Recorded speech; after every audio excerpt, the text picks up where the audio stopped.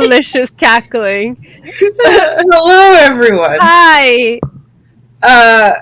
It feels like it's been 1,000 years since I've seen Carola. Yeah, likewise. I feel like I've lived an entire life since the last time we recorded. Yeah. It's been so long, and there's been so much going on. Yeah. So much happening. Yeah. But I'm so glad to have Carola back. Yes. Hello. I have emerged from the organizer crunch bubble. Turukon went well. I'm glad. I think I'm still alive. Also, okay. I did a thing. I've been hiding it from you because I can't wait for you to see this. Okay, so you know my friend who drew the cover art for Change of Heart and who is actually a tattoo artist? Yee. Yes, we've been talking about something for a while, and I may or may not have been incredibly inspired by our last episode, so I went and got... I now have Saskia and Naruto holding hands. Fucking can't with you. I fucking can't with you. I thought you'd be very happy to see it. It's very cute. It's very cute. But I was like, I'm not going to show Amanda. I'm going to show her on camera so she can yell at me. No, I'm not going to yell. You're an adult, first of all. Like, I can't tell you yes or no to things. No, I love that. That's phenomenal. But the thing was, we'd been talking, Poema and I had been talking about this for a long time. And then because we did the Sasunaru episode and I went, completely face first back into it, I was like, you know what? I'm going to do it now. Like I said, I love that for you. That is such a you decision to make. And I say that with all the love in my heart. So let me know. Yes. But that's brilliant. Hello and welcome to the Yaoi Shelf. Grab a seat and relax. I love that. I love that that's the tagline when I don't think either of us have ever been relaxed in our entire lives. I think you may be correct. Like, I don't think either of us have had a moment of relaxation ever. No. I'm trying to... there were probably like some instances when I was like a small child before the world ruined me, but... Have you ever had surgery?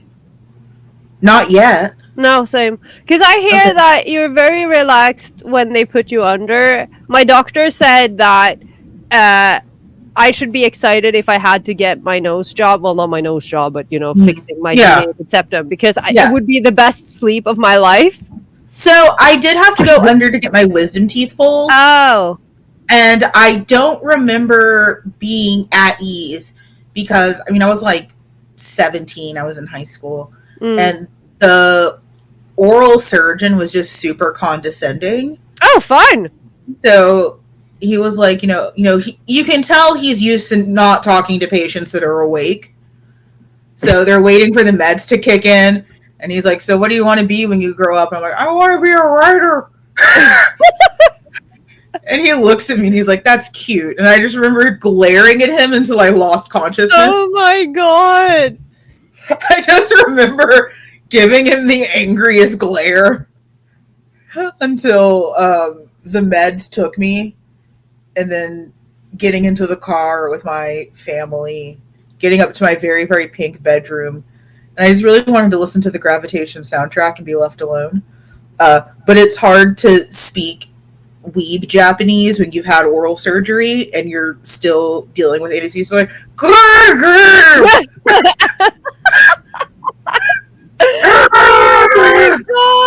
I hope I never ever have to have my wisdom teeth out. I feel like this is like I don't know. Like I said, I have never been tattooed before in my life until this this recent moment. But that was the one moment I actually kind of relaxed during the entire con. Because, I did it during the con, which I was like, I don't think that is very professional as an organizer, but the other organizers were like, just do it because, you get to take a break. It took like 20 minutes. Yeah. So I was like, fine, I'll do it. and then I went straight, because that's the thing. I went straight from, I was going to do it after the second day ended. But then she calls me and she was like, hey, could we do it now? And I was like, okay, I just got to Instagram something. Because I went to I went outside to, as you know, Instagram the Jujutsu Kaisen meetup and get abused by the Nanami cosplayers. And then I had to run to the tattoo stand where I was like, I suddenly realized I was very, very thirsty and not possibly related to the Nanami cosplayers. And I was like, do you guys have some water? And they were like, no, but we can give you a Coke. So suddenly they sit me down on a chair. They give me a can of Coke. And I'm like, this is the best moment of my life because I just had to sit there for 20 minutes. It was the only time I was relaxed. It was very chill. While I'm getting stabbed in the wrist. You're such a dork. And I'm it was so wonderful. glad. And I'm so glad that you're in my life. Thank you. I try my best to please.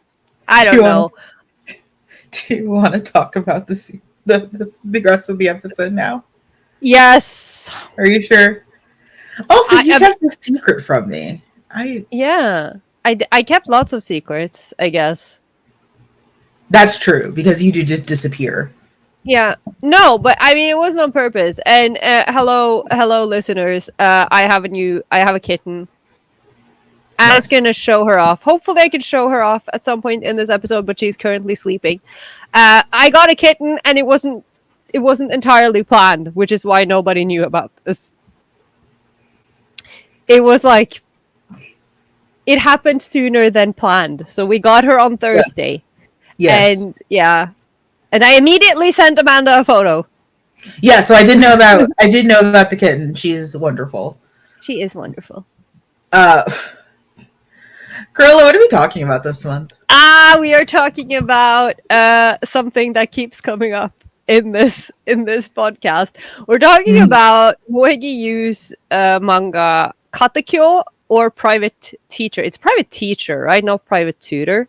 It is Private Teacher, but I've seen Private Tutor just because of translation fuckery. Yeah, because Katekyo means private tutor or like tutor.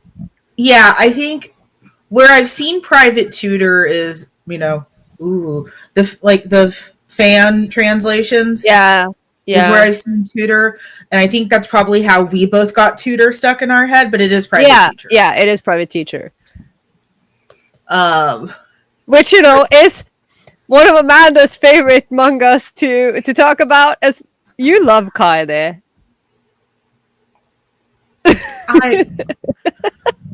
Or you love to hate him. It's so weird because, so some spoiler background about me. I read this when I was in college. And at the time, I really associated with Kaede. I thought he was great. Like, that was like semi goals for me. And I realize now that my reflexive hatred of him is a hatred of that toxicity in myself. Yeah. But also, as we said when we were chatting early this morning when I couldn't sleep, he's so much worse than I remember. I mean, I will, granted, as I told you, apparently I remember nothing, which I think is hilarious because I've said for years that this is one of my favorite BLs, and I could not remember anything, which I think is funny. And so I started reading, and I was like, oh my god, is Amanda right about him? And then it's like, because he's kind of he's awful. He could be worse. Let's be fair. He's no Jean-Baptiste. Okay, that line that you just jumped. You could have at least said he's no Eri or something like that. There's nothing wrong with Eri.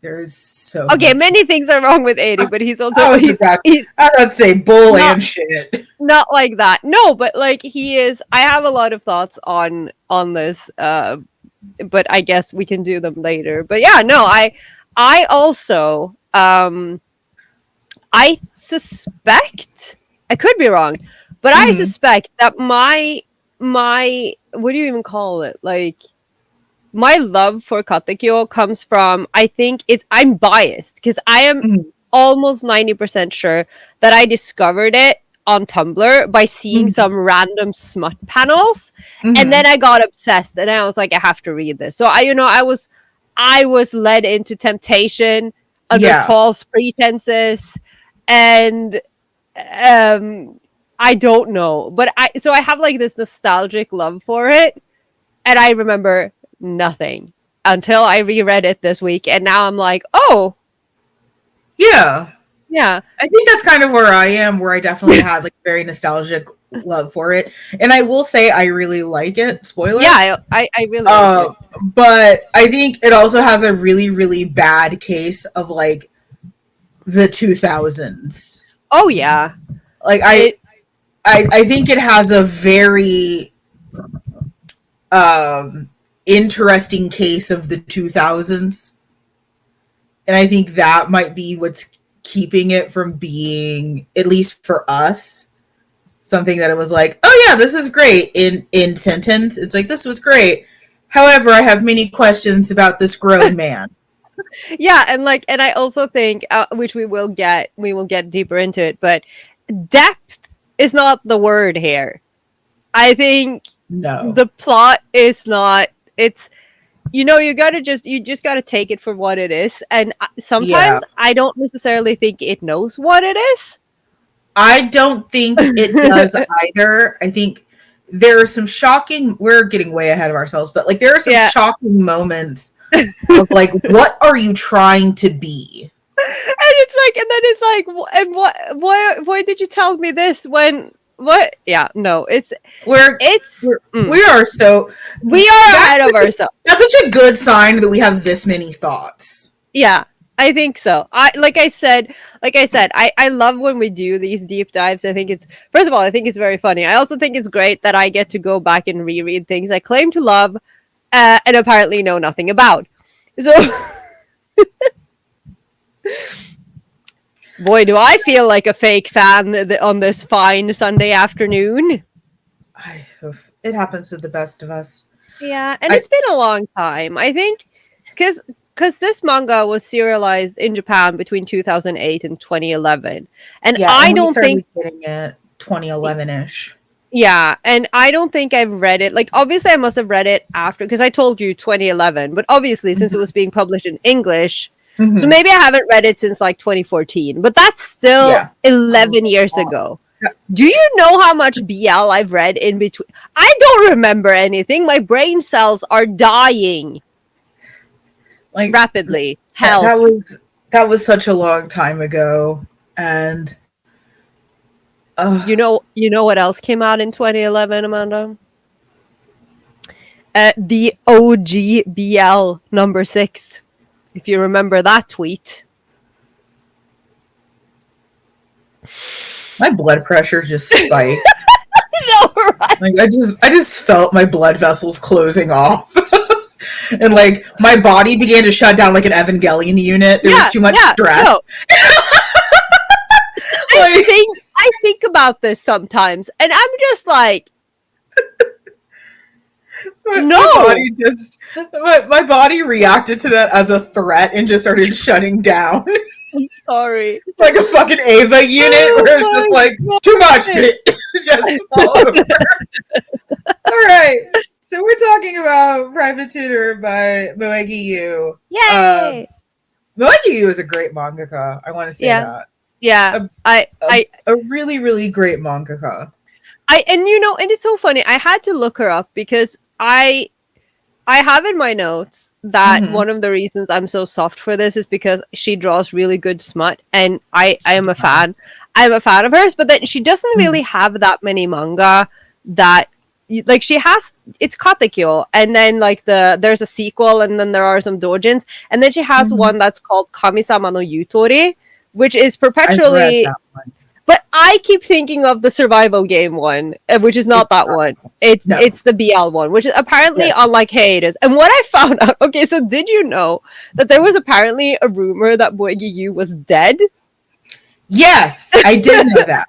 Because she went on hiatus apparently because because for her health, and then no one had heard from her, and then she basically stopped tweeting in 2018. So I looked up her Twitter yesterday, and guess who came back to Twitter literally on July 25th of this year, writing, "I'm not dead.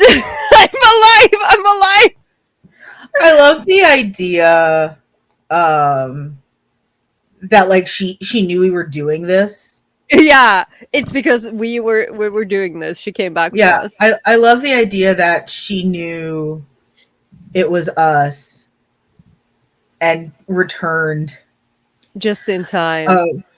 One of the things that I love the most is that Moegi Yuu was the assistant to Nikota Yonezo, which is another very, very famous yaoi and BL mangaka, and it's like, you can definitely see some of those influences.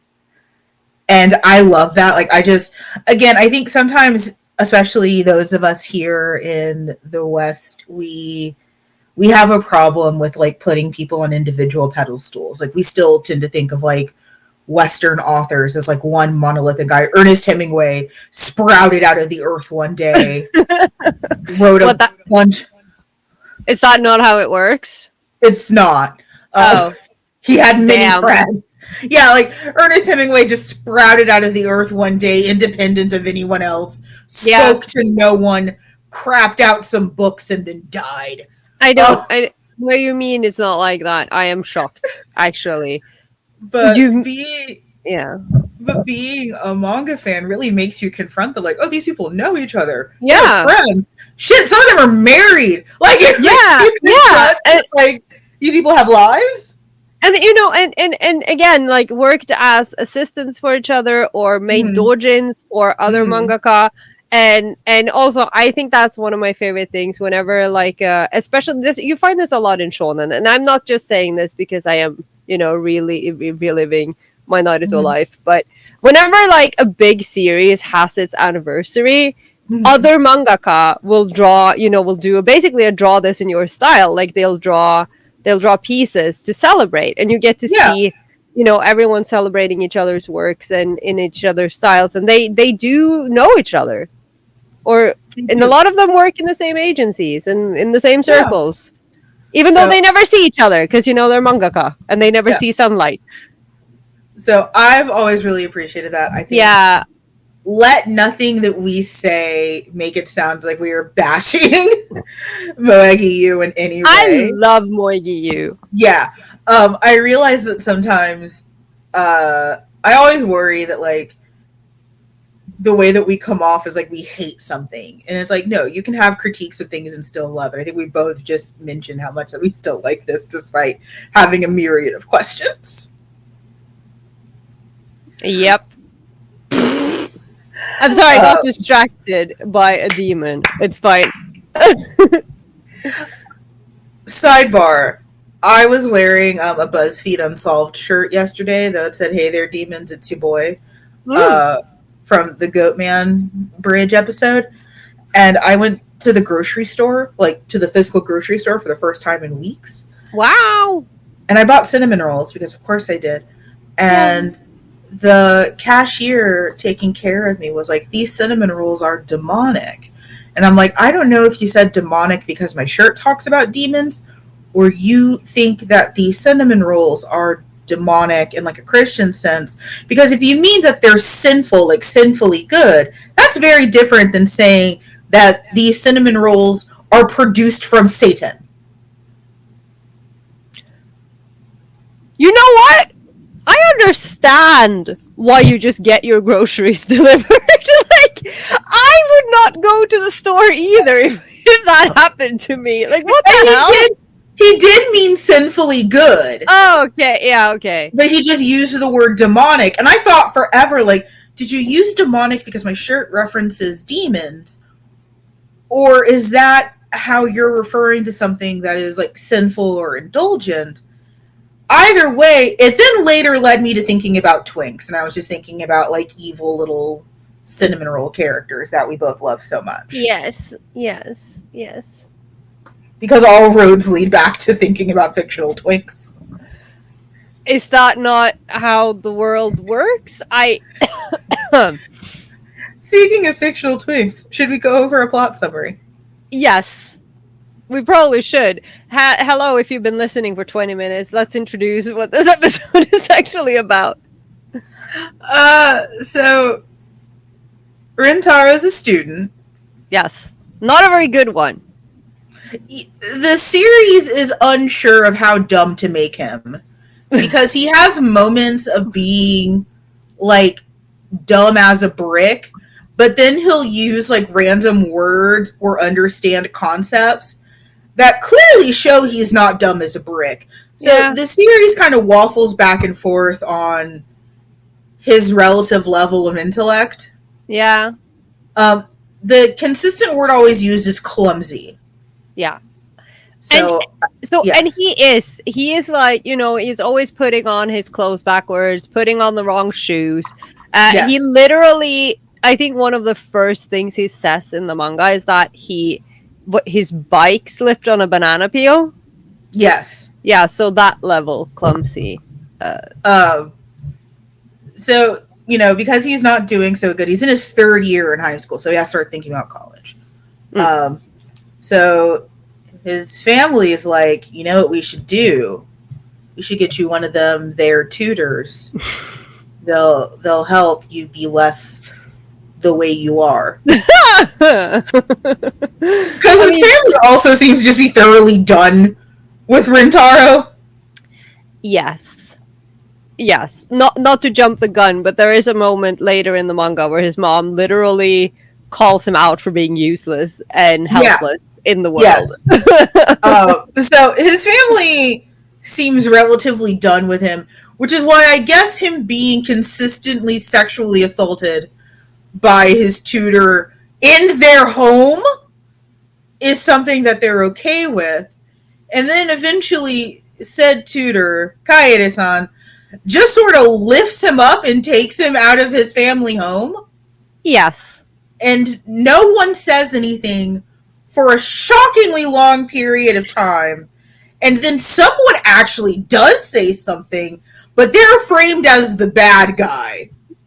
Of course, because they're getting in the way of the love story, which there is a love story. The person who might be my actual favorite character. Is it Sentaro? It is Sen. Yeah. It is Sen. And it's like, and it also needs to be said that this series just drops you into what I guess the flimsy thing we can call a plot, because, and I say that with all the love I have for the series, because it's not like we are like, it doesn't open with the family being like, Rintaro, you need help, we are getting you a tutor. It literally opens on a tutoring session. And it escalates so quickly from like, because this is not one of those dilly-dally, like, oh, I'm kind of weirdly attracted to my tutor. I mean, he's probably been feeling it for a while, but it literally goes from, like, we are introduced briefly to Kaede and Rintaro in their little tutoring session, which has apparently been going on for a while, and then all of a sudden, there's a sexual advancement. That is the nicest way I can say it. I love that by default we've already given this relationship more context than the manga does. Yeah, I do want to say, like, yes, please. In the first volume, in the author notes, which again I love reading author notes, Moegi Yuu sensei is stating that when she, because like the first volume is very short, there are 3 chapters, and then there are 2 bonus stories, or like 2 bonus chapters of a different story, and so she is literally talking about each separate chapter and how she looks at them as individual stories. So she's like, so for the first story, I just wanted to have a kind of like masochistic Seme and a clumsy Uke, and then for the second and third episode, she just wanted to write a scenario that wasn't the first scenario. So like for the like first half of the manga, it's basically just an episodic structure where she's just kind of like doing what she wants. Like, you know, she's playing with concepts that she wanted to play with. And then in like the third volume, all of a sudden it starts to go a little deeper and kind of build more of a coherent story. And I don't mean to say anything, but writer to writer, if you're waiting for volume 3 of 4 to do plot, I have concern. But yeah, and that's the thing. Like, I would love to know how this came about, because I feel like she was originally just doing a one shot, and then she did like a sequel to the one shot, and then it became a story. And I think that that's very interesting about these things, that very often when we critique especially BL manga, because so often it seems like they just kind of like grow out of a smaller thing, and because mangaka work in the way they work, they're literally they don't necessarily sit down and plot an entire structure and an entire story. They are literally just like writing week to week or month to month and just like making it as they go, so there might not be a plot to begin with. So I would love to see more. Like, I wonder when did she realize that this was going to become an actual series? I would love to know. Moegi Yuu, if you want to answer our questions, please. We have so many. It's because we love these dumb boys. I do. I think they are. It's because we love these dumb boys very, very much. Yes. So that's your basic plot summary. It goes like most BL of this time goes. Can I just read one of the lines from the official synopsis? Please. So, okay, blah blah blah. High school student dreads being around his tutor, who teases him incessantly. However, Rintaro doesn't realize that he's attracted to Kaede, and that the reason for Kaede's playfulness around him may be because he returns those feelings. Interesting choice of words. Playfulness. That sure is a choice of words. I opened up my volume and there's an advertisement for volumes 1 through 4 of Kizuna. Yes, I did see that. What year? I love looking through the volumes and seeing like the ads and like just to place it in a timeline, you know. I know. It's the fourth volume has an ad for Yaoi Con 2014. Yes, it does. At the Hyatt Regency, San Francisco. One of the last Yaoi Cons. Wow. You can also tell it's old because they included the entire URL number. Oh, yeah. Oh my god, I love that fucking which you don't need to do anymore. But I mean, they are pretty modern. There is a QR code. There is a QR code. It's the 2 tiniest QR codes I've ever seen in my entire life. It's phenomenal. It existed in 2014. You see, what's that? Technical difficulties aside, hello, we're back. Hello. We're doing a very, very brief plot summary. I think I do also, though, very much agree with Carola's previous point that I would love to know the intentionality behind some of this stuff. Because, like, I know, like, even me as a fic writer, I've done that where it's like, oh, this is supposed to be a one shot, 5 sequels later. Yeah, no, I've done that, and I mean, and like, especially when you're writing, I think that's kind of like, in that sense, fanfic and manga are very similar because you are usually publishing as you write. Whereas with novels, for instance, you know, you tend to write the whole thing and then rewrite, and you're constantly editing a finished product. You don't usually, but I mean, but if you're writing series, you know, and I've seen that happen where, you know, you're reading a series from an author and then all of a sudden there's a character who did not in fact exist in the first volume, and now we're just pretending like he's always been there. Yeah. Excuse me? Because sometimes, and I mean, that's the kind of thing that happens when you're publishing an ongoing story. Sometimes changes do happen, and like, I never know where my plot is going. The characters take the plot and run with it, But I usually don't publish as I go. Yeah, I also don't think Rintaro is running very far with anything. No. He's gonna fall and hurt himself. That boy shouldn't be running. I think on a general basis, he should sit as still as possible. He's gonna hurt him. So we'll touch on this as we move into characters. I thought I hated Rintaro. I don't. I feel quite bad for him. I thought I didn't like him in the way that I don't like most ukes. Turns out it's internalized misogyny. Shocking. Internalized misogyny coming back to rear its ugly head for the 50th time on this show. We should have like a prize thing where it's like every time internalized misogyny pops up, like lights go off and there's like not confetti, because that would sound like we're celebrating and we're not. It should be like you should commemorate it in some way. Yeah, because it is an ongoing fiend. It's a recurring enemy. It is. But we have Rintaro, who is our main uke. Again, the series vacillates on how dumb he is. Consistent words are airheaded and clumsy. So that doesn't necessarily mean stupid. It just means not altogether grounded. Yeah.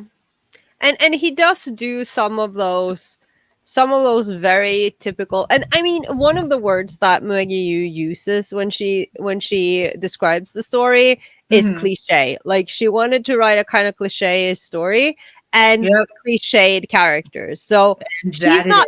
Yeah. So Rintaro does all of those things. He does the thing. He sees Kaede with a woman, immediately thinks. We did a whole episode, or like we did a whole segment on that during our CitrusCon panel. We did. Cliche is such a good word for it because inherently that's not bad. No. It's just in the deeper context. It wear thin.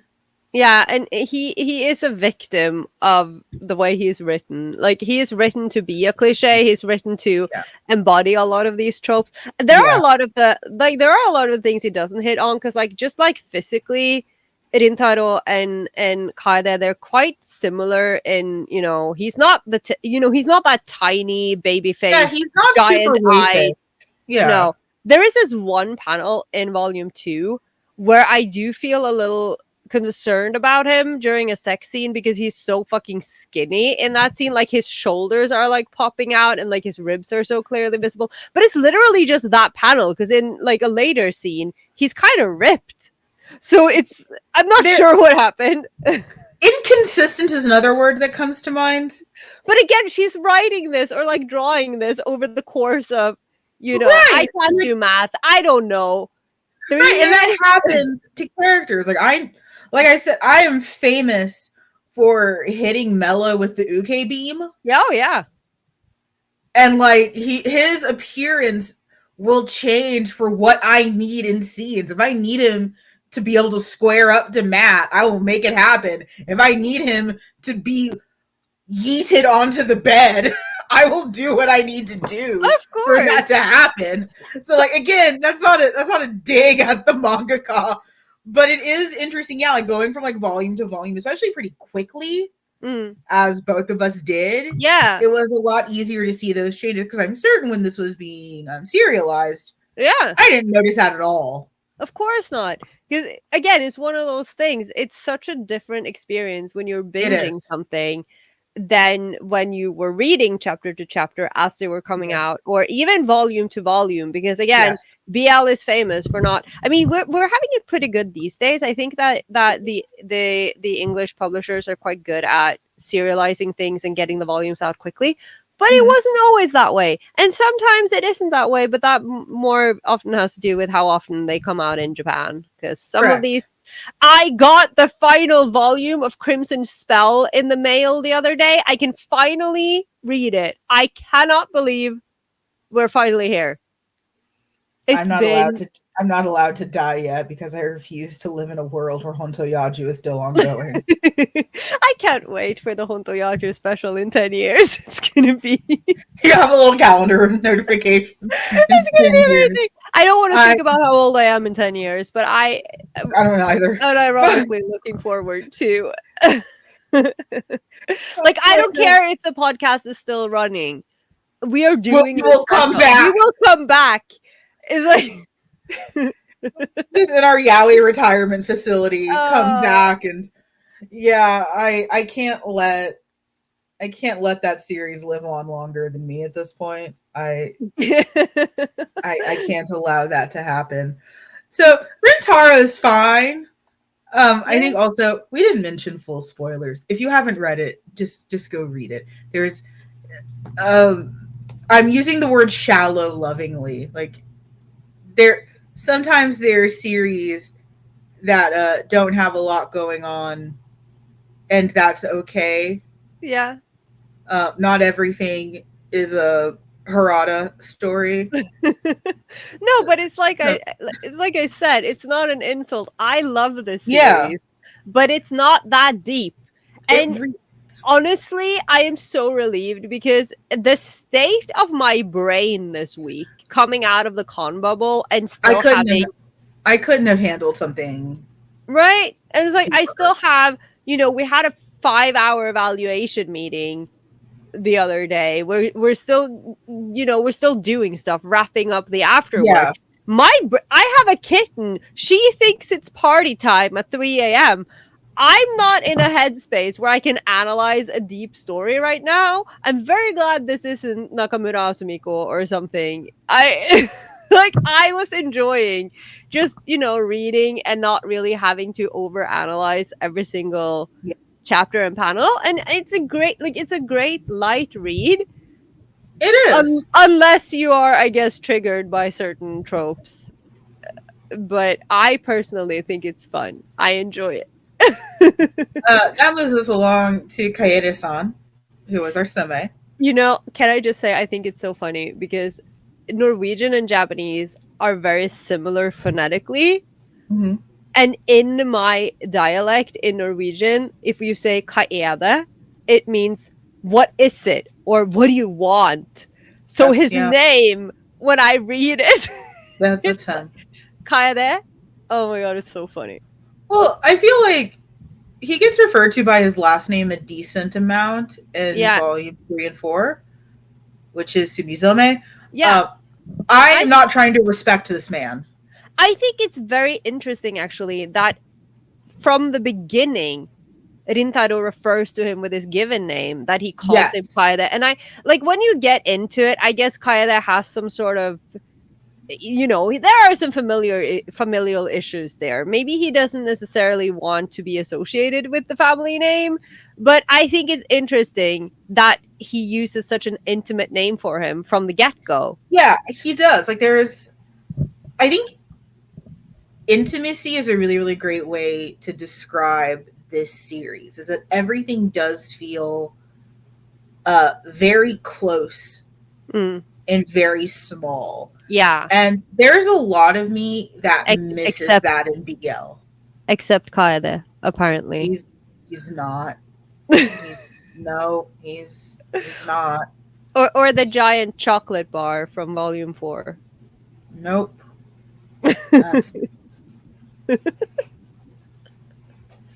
Just a little counter of Amanda disassociating. Nope. That's I'm not good with geometry. That's a very large man. He might not be like Rintaro, might not be like waifish and tiny. I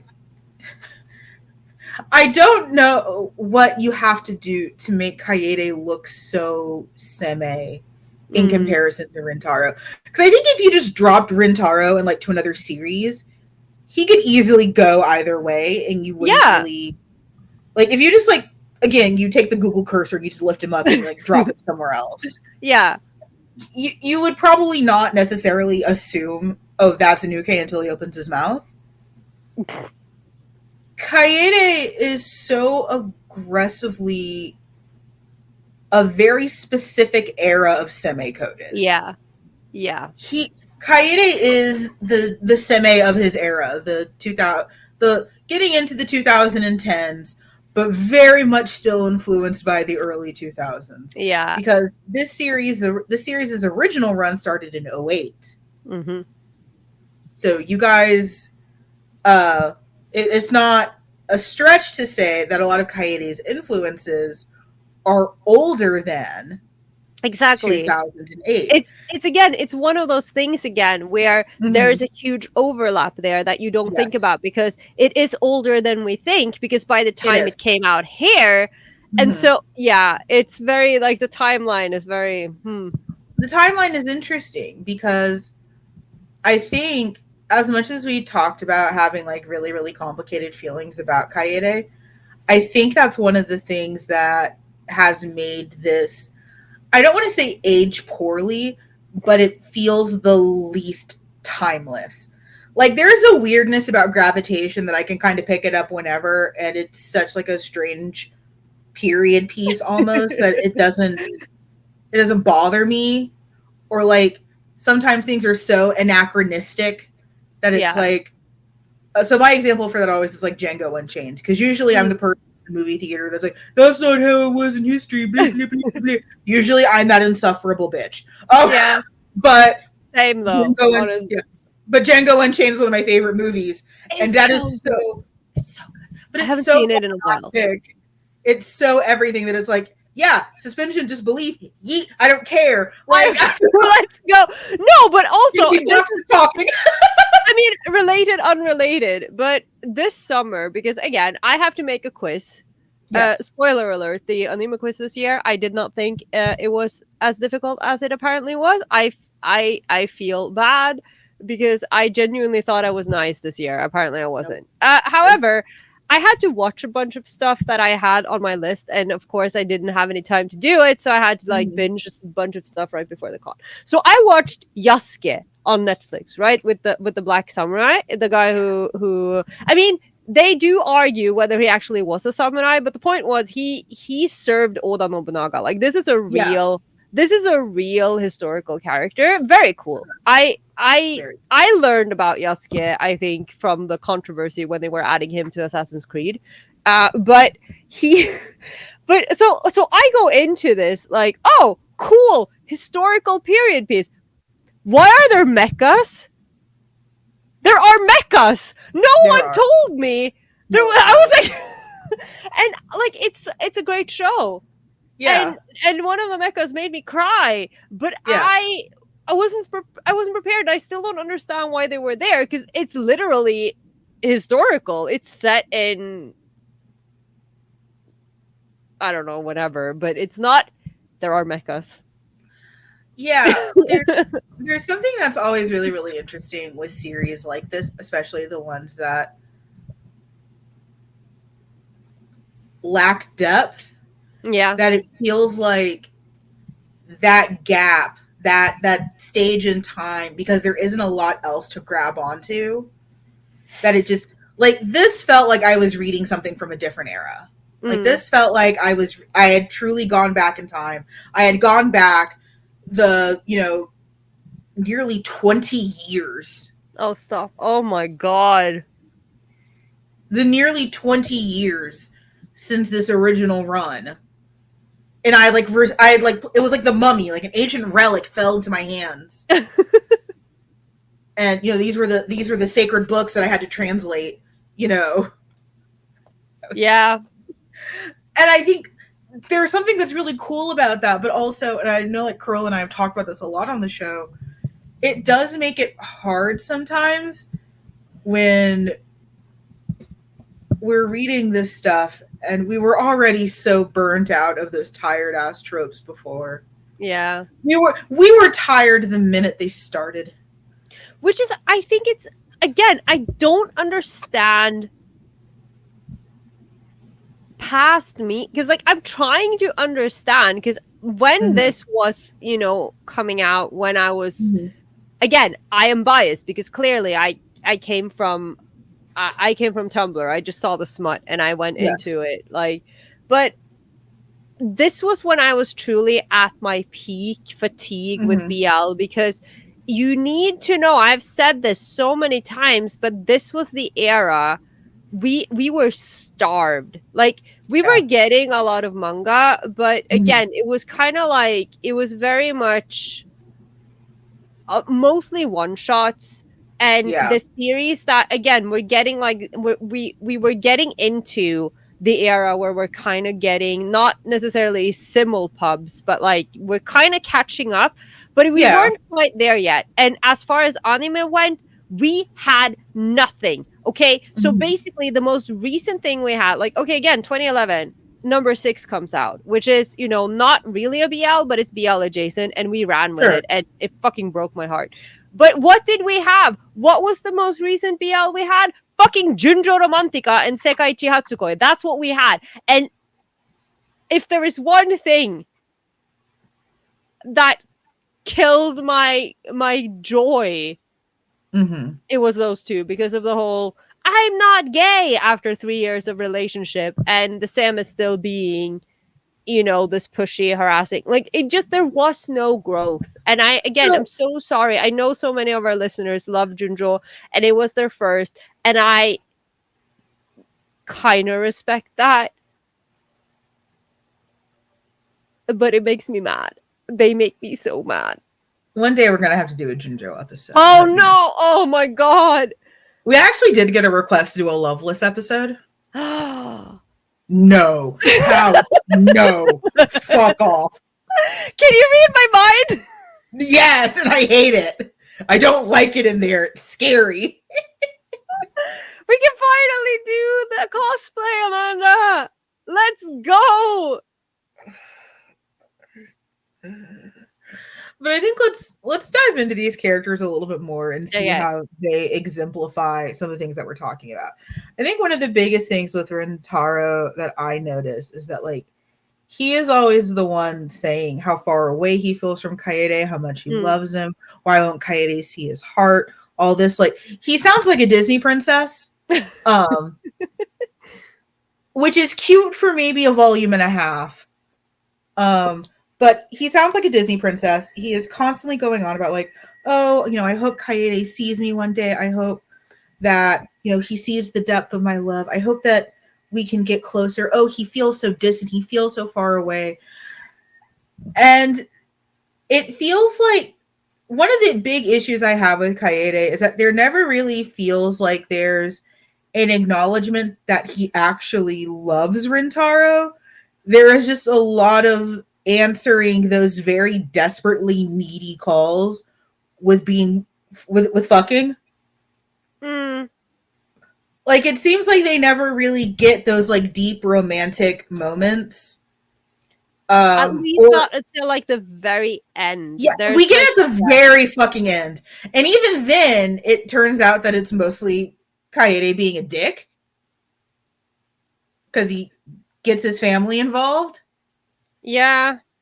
So, but I'm thinking the literal, like, the last scene. No, wait, it's not actually the literal last scene, but before the bonus chapter, there's there's a scene, like, he actually says some stuff that is kind of like, I mean, it does say stuff like, you're my everything. Yeah, he does say that. He does. But but I know what you mean. He's emotionally constipated. Yeah, and I think what does at least what stood out to me on this reread, which again, it might as well could have been my first read, apparently, because I didn't remember the plot. Now, I will say this though: I recently, for other reasons, had a conversation with someone. Actually, one of my organizer colleagues asked me on Sunday night, when they were hanging out with a bunch of the people from the Artist Alley, about if I could, just like at the top of my head, could I name someone a BL mangaka who draws realistic pubes, and I was like, oh, Inamoto Rikako. And then it kind of just spiraled from there, and then we were hanging out later, and I was going through my old Man's Next Monday folder to find examples because I knew I had some Inamoto Rikako in there, and I also have a lot of Moegi Yuu in there. So apparently, she's left enough of an impression on me that I can identify her manga from the sex scenes. Yes. I just don't remember the plot or the characters. And so what kind of came to me was that Rintaro is surprisingly assertive. He is. For a dumb uke, he's very much like even though Kaede is the one who is like, he is the aggressor, obviously. He harasses him into this relationship and moves him into his home. But but Rintaro is also actively seeking out Kaede. He's actively seeking out his affection and trying to carve a place for himself in Kaede's life. So he's not entirely passive, while also not quite understanding that Kaede feels the same way about him. Yeah, and I think Rintaro not being super passive is what saves this for me. That I think if he was more like an uke of his era, I would have burned this book. I would still be mad if he was just like, flops over. Because like, as it's easy to read him as like this Red Riding Hood character where he just gets like absconded by his tutor. Yeah. Like, he works really hard to get into the same college Kaede's at. Yeah. So they can live together, and it makes sense, like, to be partners. Like, there's a lot of hard work that Rintaro is doing that I don't feel like gets the credit it deserves. And I will acknowledge, on a first read, I did not give him any credit. I slotted him in the same dumb bitch uke box that I put all ukes in. You're so harsh. It's that misogyny. I know. Oh, but I really give Rintaro a lot of credit. He ended up being like, on this read, I liked him so much more. Because he might not have it all there a little bit. But he's definitely not. He's not entirely unself-aware. Kaede on a second read is interesting. I think he is the very specific type of BL seme that is only interesting in fiction. Because if the amount of games he plays, you would think this is fucking Taskmaster. The amount of games this man plays. And one thing about Kaede that everyone is very, very aware of is saying how intelligent he is. He's intelligent. I don't think he's that intelligent. I don't think he's that physically smart.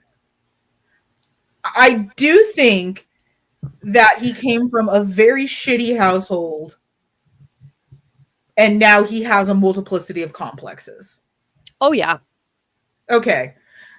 I don't like, they're all like, the manga is always saying how much of like a genius he is. That's why he's like tutoring and like he's going to this top college and everything. And it's like, he's okay. Yeah. He's not that. He's still dumb enough to fall for that. He sees Rintaro with a woman and there's oh my god, you're cheating on me. And it's like, the emotional intelligence is not all that. Again, like, we do get a backstory. They do go a little deeper into it eventually. So we kind of understand that, he does have the circumstances that he grew up in are not great. And his entire family is fucked. Like, Kaede is not the only one playing games, by the way. Like, grandma, anyone? But yeah, but also, like, but he does these, and I think that, I wonder if that's it, because you made a very good point. He is very much a sema of his era. Yes. And I wonder if that's why I didn't really think, like, I didn't really remember it because it was just so common. Like, you know, the semi character is like, oh, by the way, give me your phone. I'm going to delete her number because one of his friends adds herself into Rintaro's phone. And then he's like, well, you can't talk to her. And I'm also going to delete your number from her phone. Actually, let me delete every number in your phone that isn't mine. And, you know, and he says these things and he says them so flippantly. And it's such a typical, like, dated way that semis were written in the early 2000s. And I think that because he doesn't do, like, okay, we can discuss, and we probably will discuss later, the ethics of this relationship. But compared to a lot of other series from you know, the same time period, he doesn't really force himself onto him as aggressively as a lot of other semis. Like, I don't know, the Finder series comes to mind. And, like, I've never liked that. I've never because I was never able to get into it. Again, I regret it now because I think I would, just because I feel like I missed out, because it's such a you know, it's such a formative series. It's such a big deal, yeah. And Yamano Ayano, like, I wish I had actually read the whole thing as it was ongoing. But I was so put off by how it opens that I just couldn't. And again, that was in the period where I was so tired of the way that things were being done. And I think that because Kaede isn't that bad as a lot of them were, I think I just went with, oh, okay, you know, typical Sema things, whatever, glossed over it and moved on with my life. Because he's not great. I think, you know, like saying things like when they're moving in together and he's basically like, we're not sure if he's serious, but he says something along the lines of, oh, he'll basically just keep it in Taro at home forever. Yeah. So he never interacts with anyone ever again. That is not good. Great. No. I think also a lot can be said. There's a very, very targeted effort to tell everyone what Kaede's major is, which is chemistry. And there is that long-standing trope that people that do the sciences are really, really bad at emotions. Like, so I recently saw Fantastic Four. And Reed Richards gets a lot of that flack, that it's like, oh, he's so bad at relationships because he's so intelligent. No, he's bad at relationships because he's a bad person. Like, Reed Richards is not great because he's not great, and being a scientist is part of that, but you can't blame every decision he's made on he's a scientist. And I think parts of the manga want us to do that with Kaede, that it's like, oh, well, of course he likes testing reactions. We're going to experiment on people. And it's like, no. I think if anything, that is not because he's a chemistry major. That is because his family is also insane.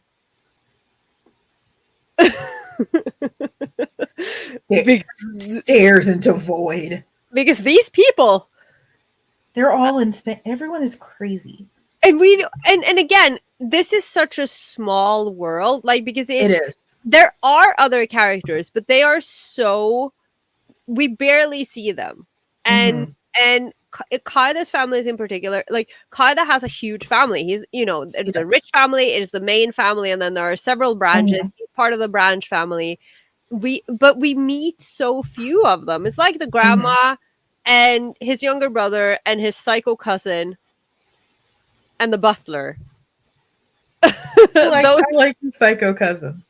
I have some thoughts. When they introduce the younger brother, Tsubaki, and Rintaro thinks it's Haruka, and they're like, oh no, he's not my cousin, they just look a lot alike. Listen, I have some thoughts. I have some suggestions. Because I know where I was going immediately. Because Haruka is horrific. However, he is incredibly pretty. Yes. And Tsubaki is not as bad, but he's also very pretty. So, the fact that Haruka is going into law scares me. And yet, it's kind of apt, isn't it? And it's the most apt decision ever, but like also, that's a terrifying choice. Yeah. One thing I will also say is that family becomes a big part of this series. Like we talked about, like Kaede's family. Rintaro's family is also really, really interesting. So Rintaro is one of like four other. There's like 5 kids total, isn't there? I think there are. I think he has 3 or 4 brothers. He has 3. No, he has 3 brothers, so they are 4 total. Yeah. Yeah. And they're all older than him. And he's like the runt. He's the baby. I think, isn't Sentaro like 27? Or Yes. Yeah, Sentaro is not that much older in comparison, but he's 10 years older. Yeah. So there's quite a gap there between Rintaro and his 3 older brothers. Yeah, they're all pretty established for the most part, and they have varying.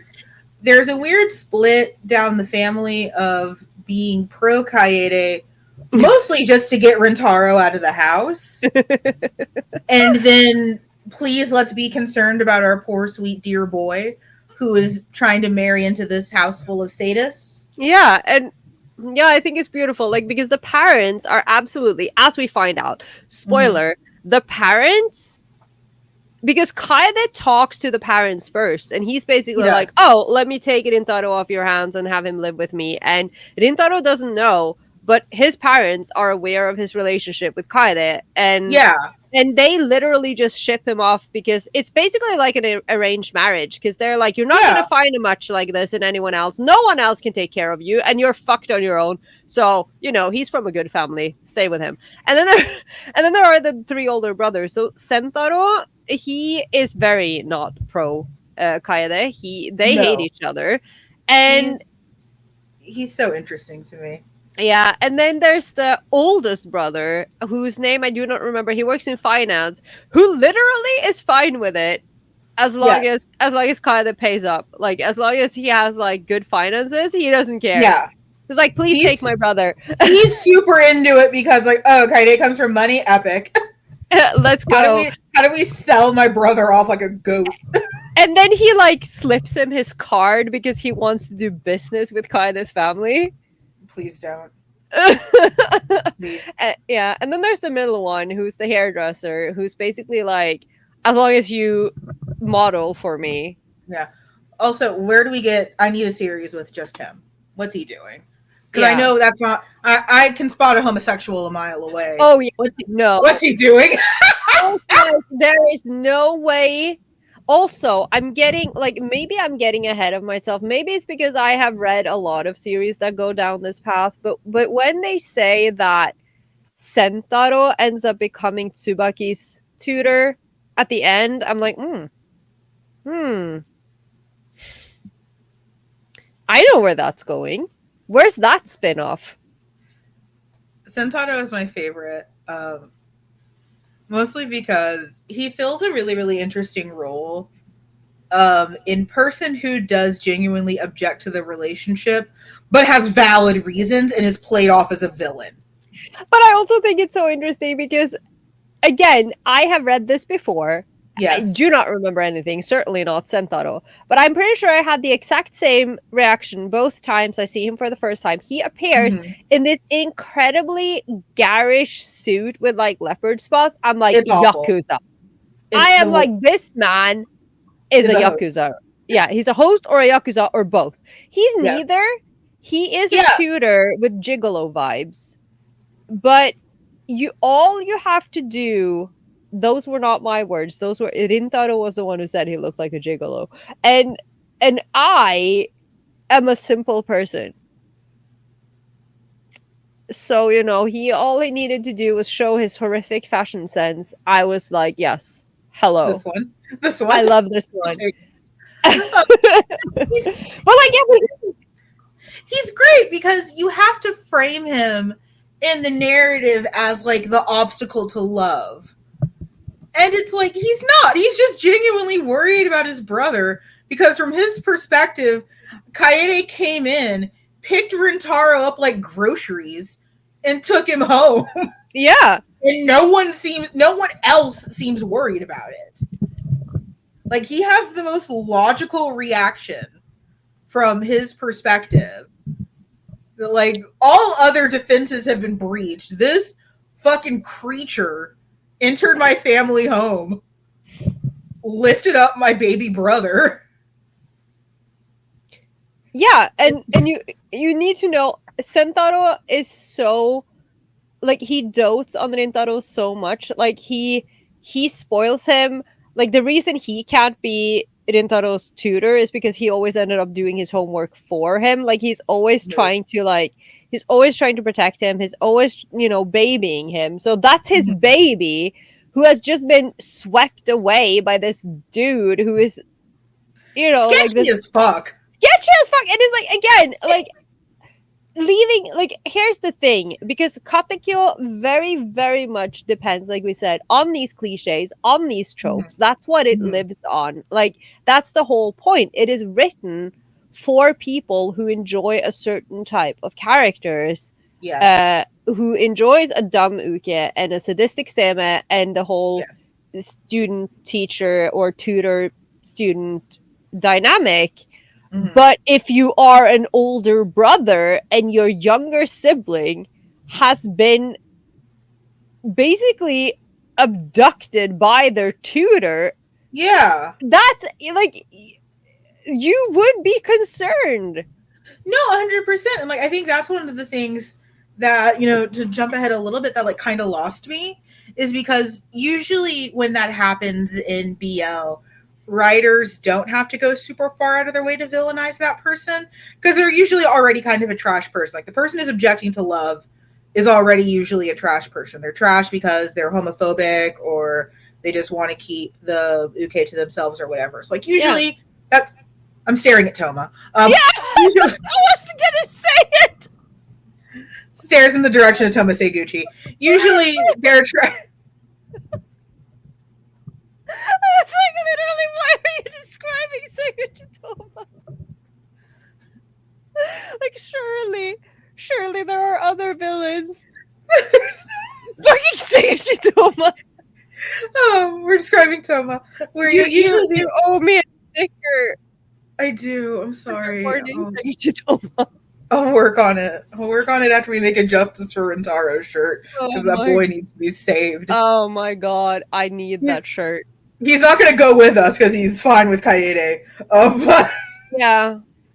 But like, there's usually so much effort in making that character like objectively bad. And I think the problem is that, like, especially going back and reading this in a binge and not like volume after volume after volume after volume, Sen makes the most sense out of any character in this world. Yeah. And like, he's really made out to be this like, oh, look at this, doting weird brocon who won't let Rintaro be emotionally abused by this man. Look at Sentaro ruining all the fun. Horrible. Awful man. Awful man with bad fashion. And it's like, yeah, that's the problem. He has bad fashion, therefore his arguments are completely invalid.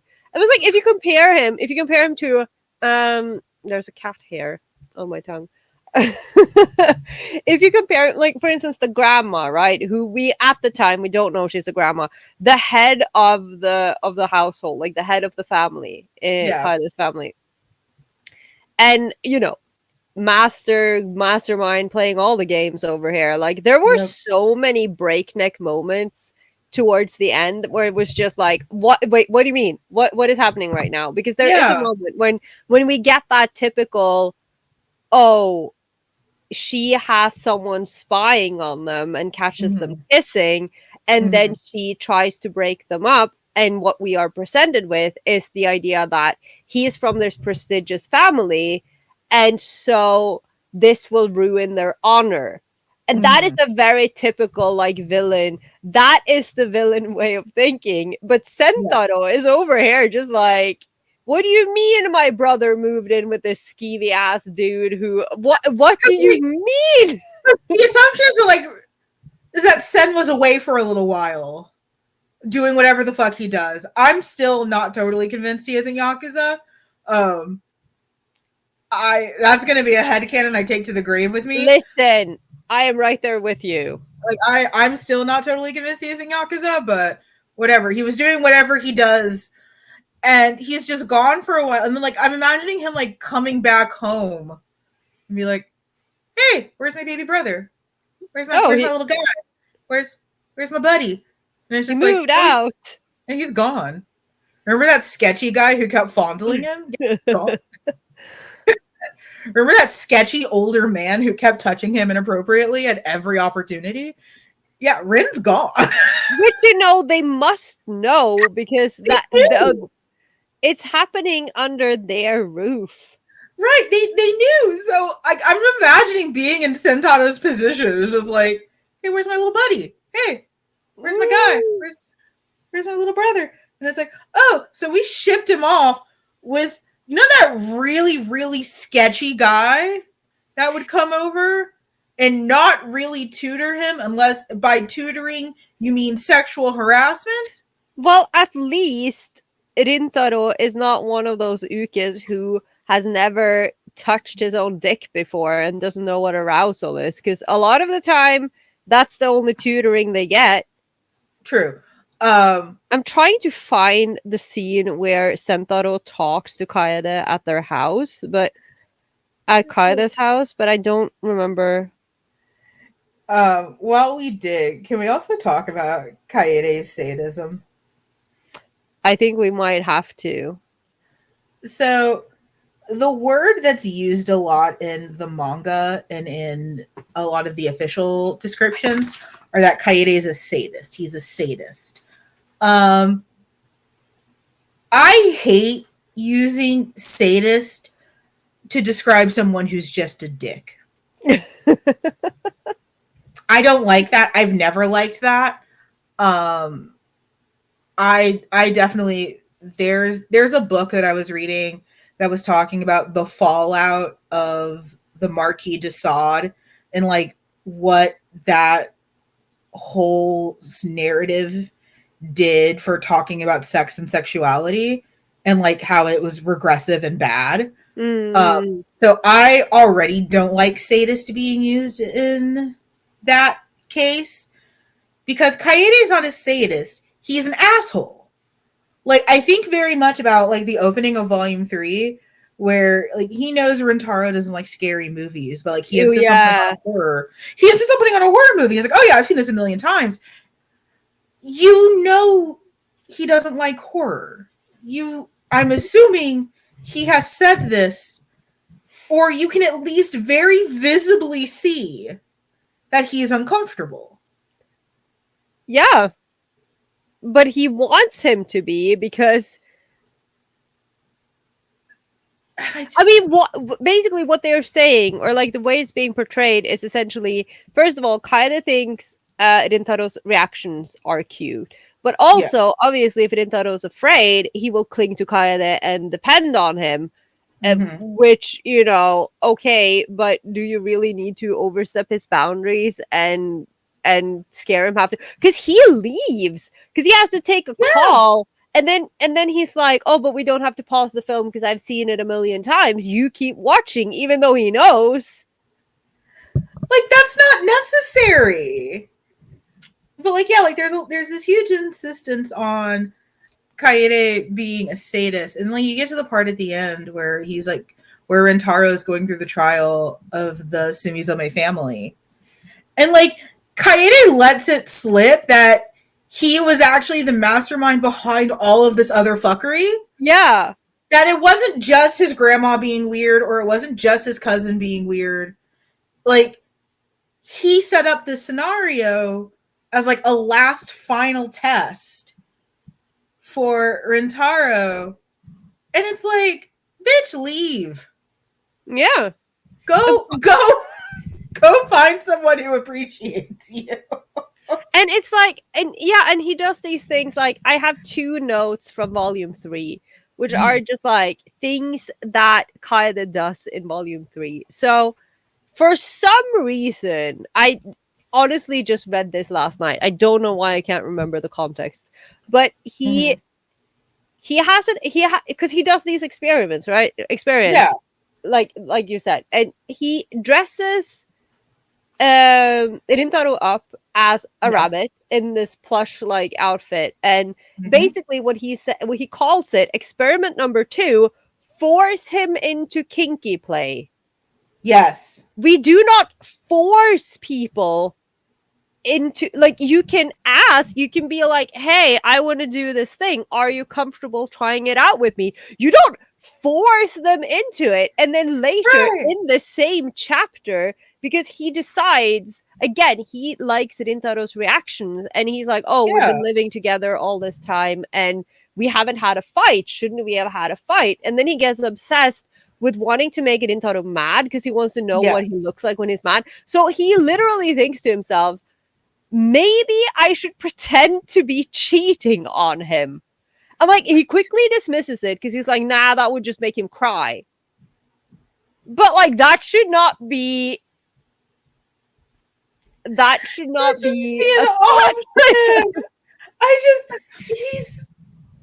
He's terrible. I love him, but also, please stop. Like, you're like, Kaede is so weird to talk about because, again, like, as a fictional character, all these things make him great. As a tired BL reader, fucking stop. And again, it's one of those things where suspension of disbelief is so important. Like, you absolutely, again, these are tropes, these are cliches. You don't have to like them. You don't have to like that there are so many of these types of characters in BL. But you absolutely, if you're going to read this, need to remove yourself from the equation, because if someone did this to me, or if I did it to someone else, because let's be fair, if I'm anyone in this equation, I guess I'm a Kaede type, because I am also unstable and jealous. But that is not okay. That is not okay. Like, what do you mean? Like, he gets this man, and like, I'm jealous, you know? That's just my personality. But this man is jealous. Like, he doesn't want Rintaro to have contacts. He doesn't. And again, he's kind of, we don't know how serious he is about it, but he wants to keep him to himself.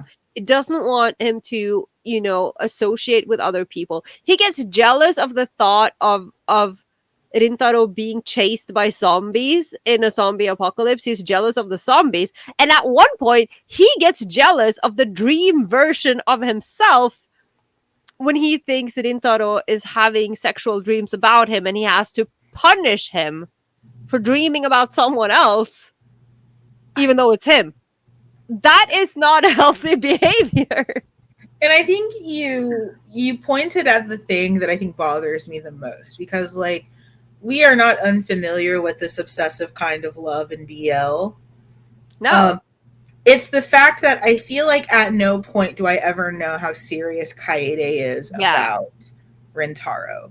Because, again, like, we've seen this all over the place, but it's usually done in a series where both sides very demonstrably love each other, or one loves the other too hard.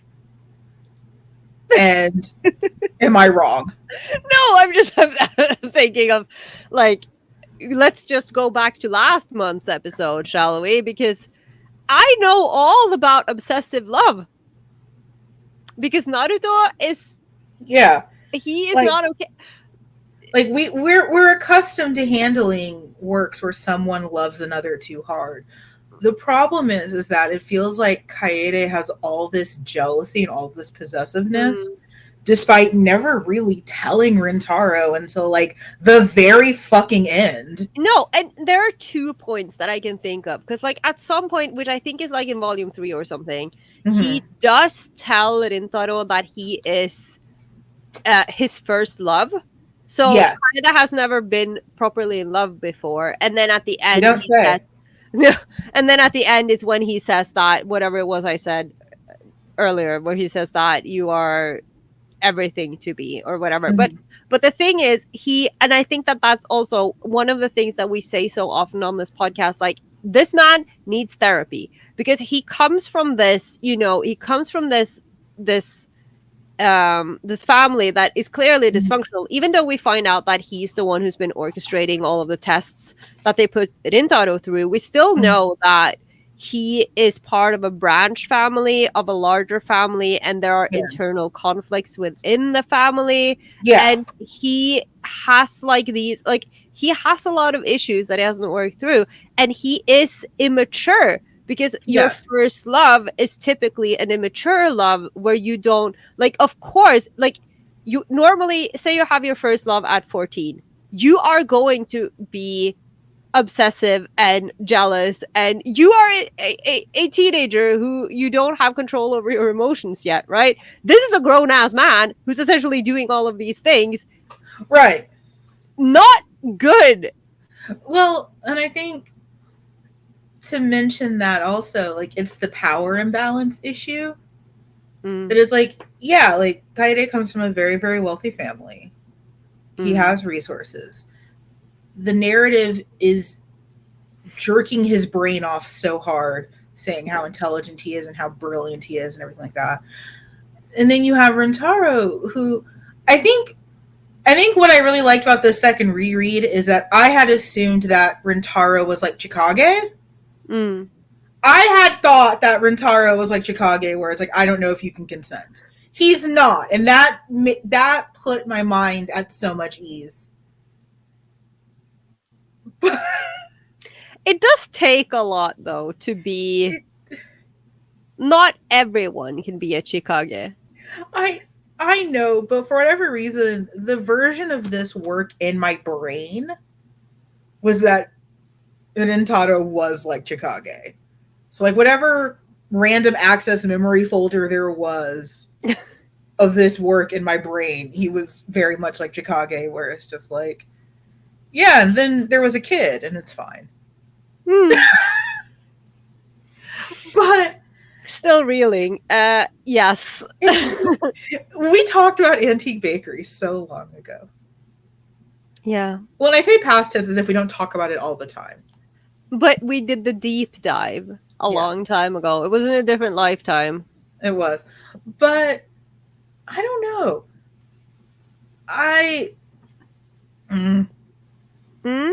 I'm amazed that we have so much to say.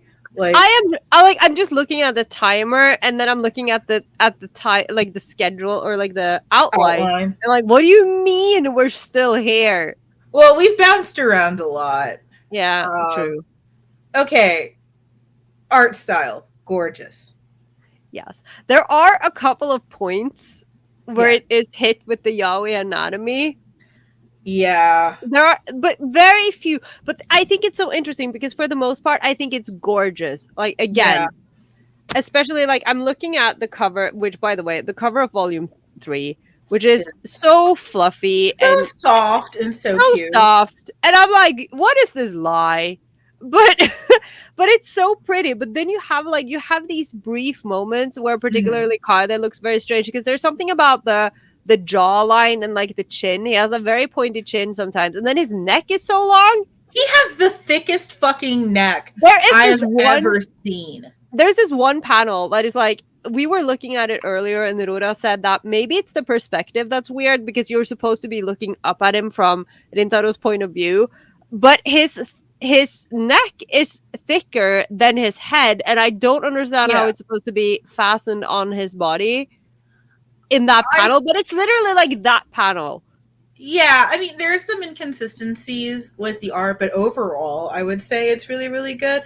I mean, just the way that she draws kisses, I will forgive anything for those tongues. Listen. Her kisses make me feel like I've walked in on something. And like, I enjoy, like, I say that as a positive, but like, her kisses are like, oh, look at that.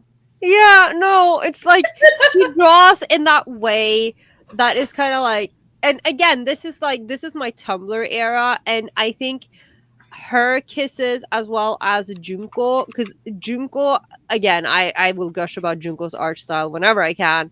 Someone please give us more of her BL in English, but like it's kind of like they were two of the ones that I reblogged most often, like there. And of course they were very popular at the time because these series were currently coming out, but it was just like her kisses, just like the way she draws the tongues. I cannot. I am soft and weak. Well, and when we mentioned the necks, I wonder if she picked that up a little bit from Yonezu Nekota.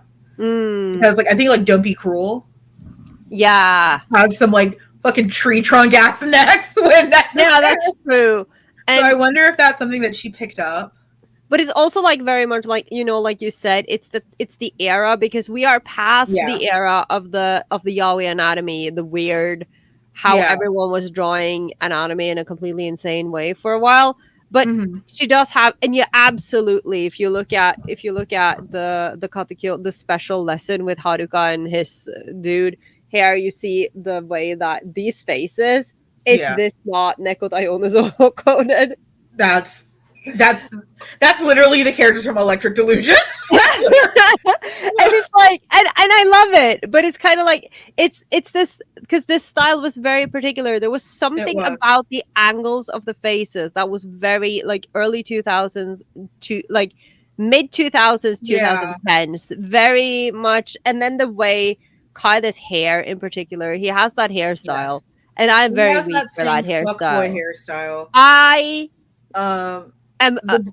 am just one poor simple person. Leave me the fuck alone. The implied bright colors also I think is fascinating. Yeah. Because, you know, when you're printing in black and white, you don't really get a lot of ideas of what characters' color hair can be. Yeah. So the idea that Rintaro just walking around with like rose gold fucking hair. Amazing. What does his maintenance look like? That's not natural. Where are you getting this from? I mean, it's from his brother. Obviously, his brother, the hairstylist.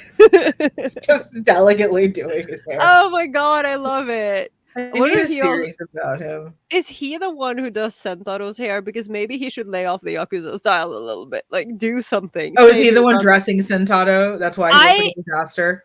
I'm surprised that Sentaro, that any family... Can you imagine you're a family trying to hire a tutor for your child, and then this dude walks in? Sentaro shows up. Like, I'm sorry.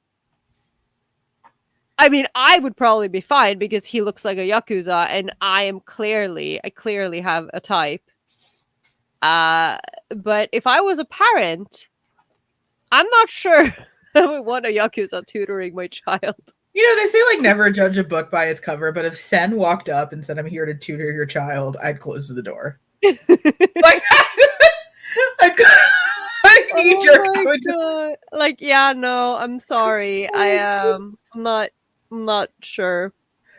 But and also, can we, while we're on the topic of the art, can we talk about the few panels that show Kaede as a child?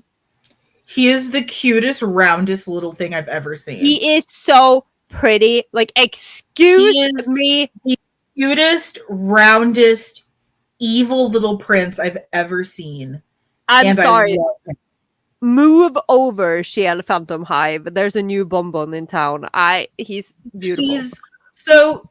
Okay, now I'm thinking of a contract between Kaede and Sebastian, and I actually like that a lot more. Kaede would get shit done. I think Sebastian would have his work cut out for him, the poor man. Yeah, that's gonna be one tired demon.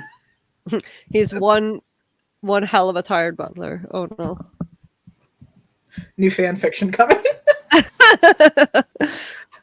Oh my god. Okay. Art style, gorgeous. What did we like a lot? I mean, we liked a lot of it.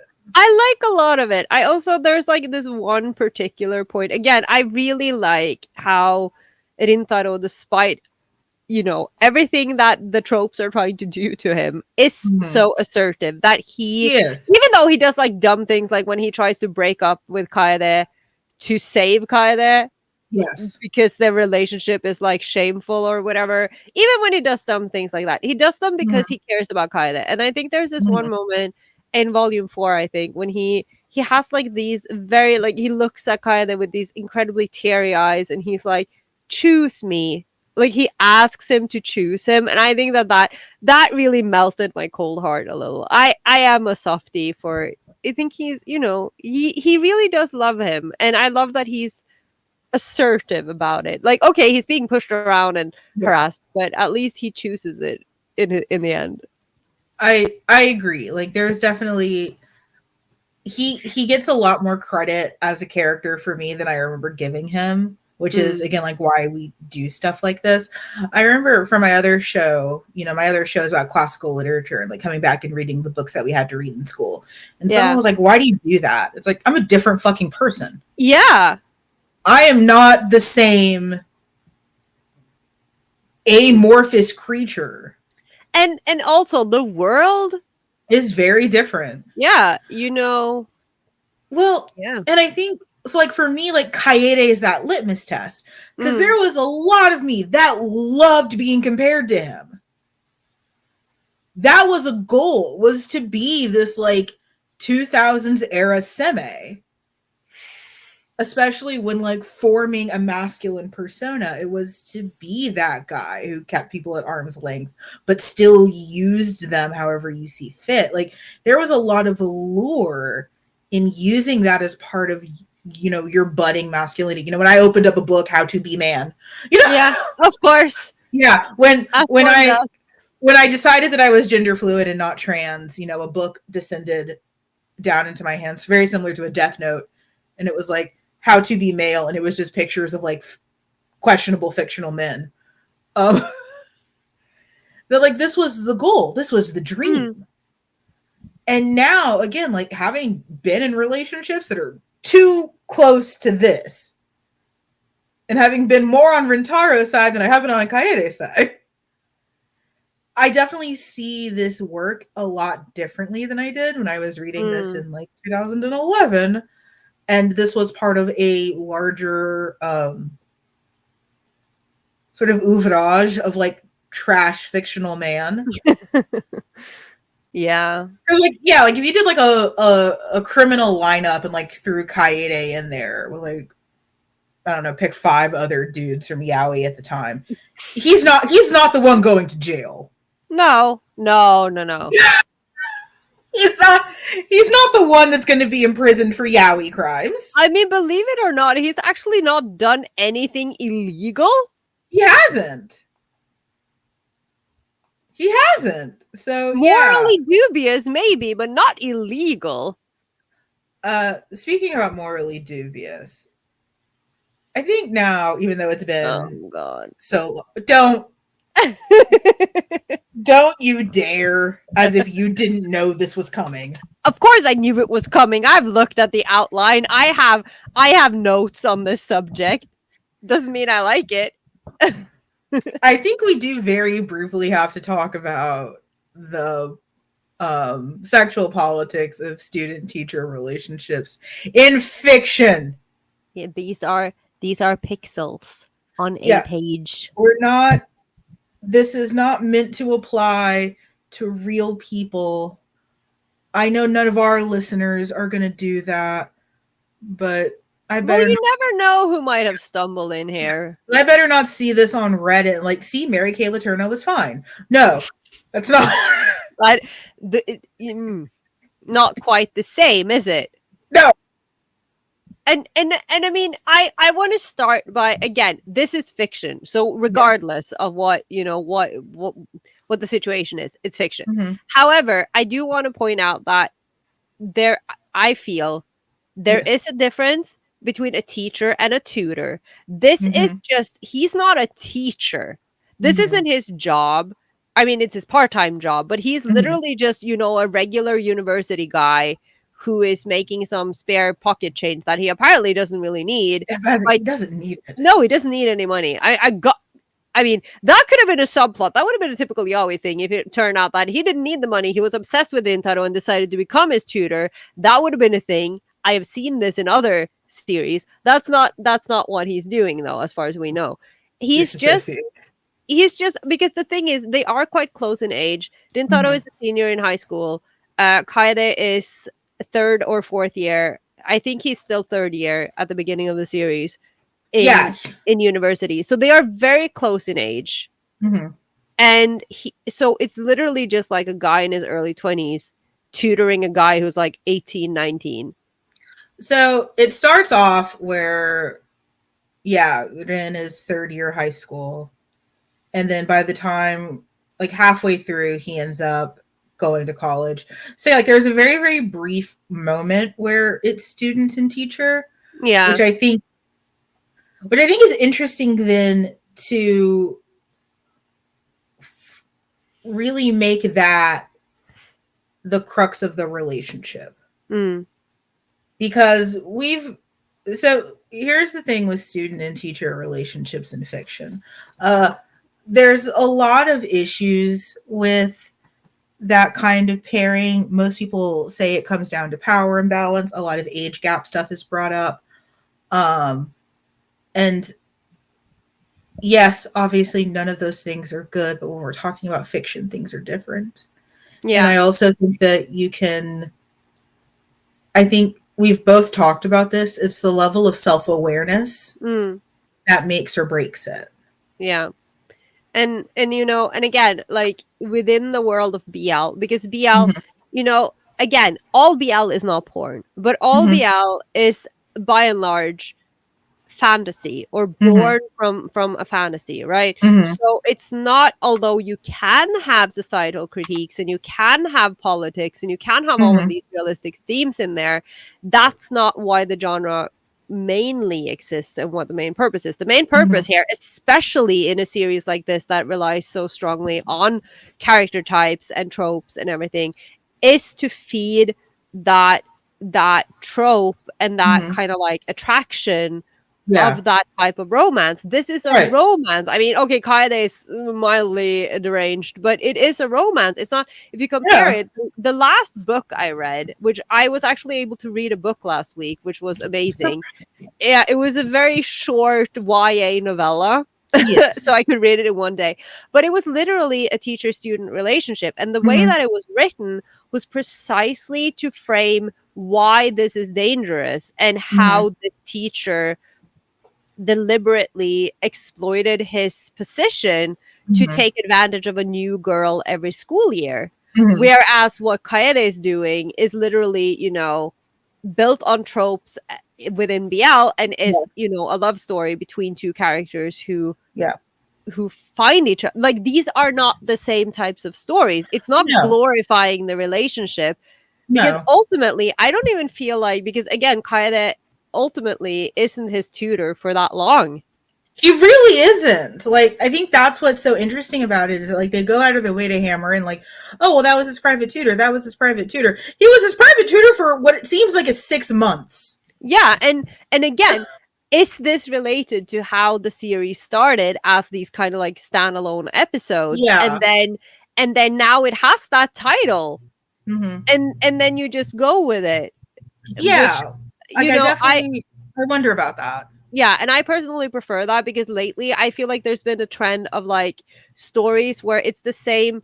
It's kind of like, okay, for instance, like I Hear the Sunspot, right? And I love I Hear the Sunspot, but all of these different installments with the subtitles, and they have the different, like slightly different titles, and I'm like, I don't know where in the series I am. I don't know which order I'm supposed to be reading these in now. Whereas I'm glad they didn't change the title of Katekyo halfway through the series and then release it as kind of like a sequel with a different title. Yes. There are doujins though, which I'm very excited about. Oh yeah, the doujins. I need to go hunt those down.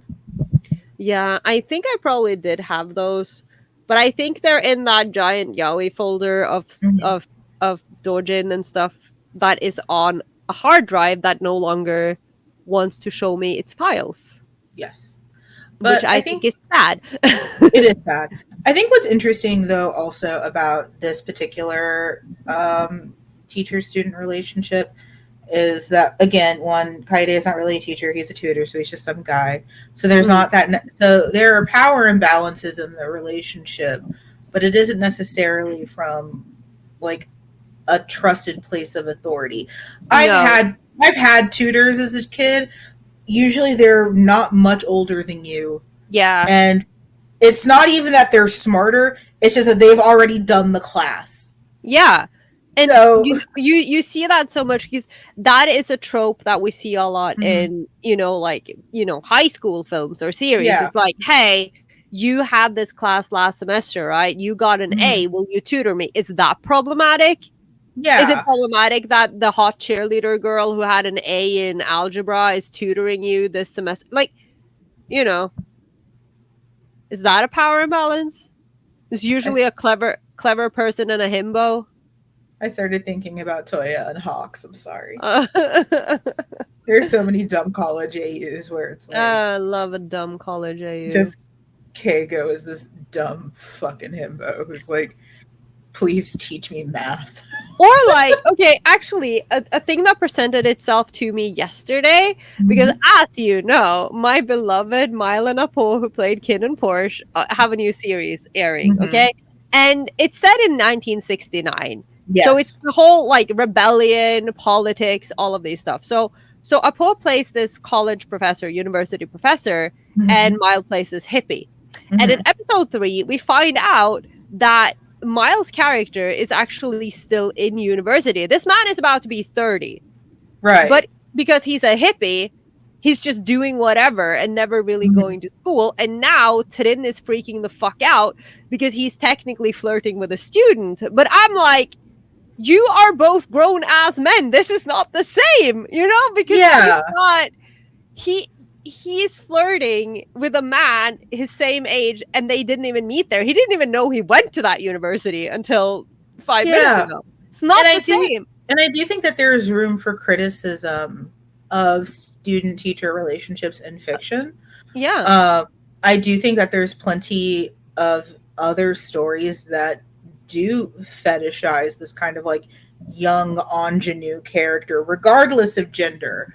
I think especially like being in the BL space shows how much there is that kind of like weird, hate to use the word, but fetishization of like a very, very young, inexperienced man.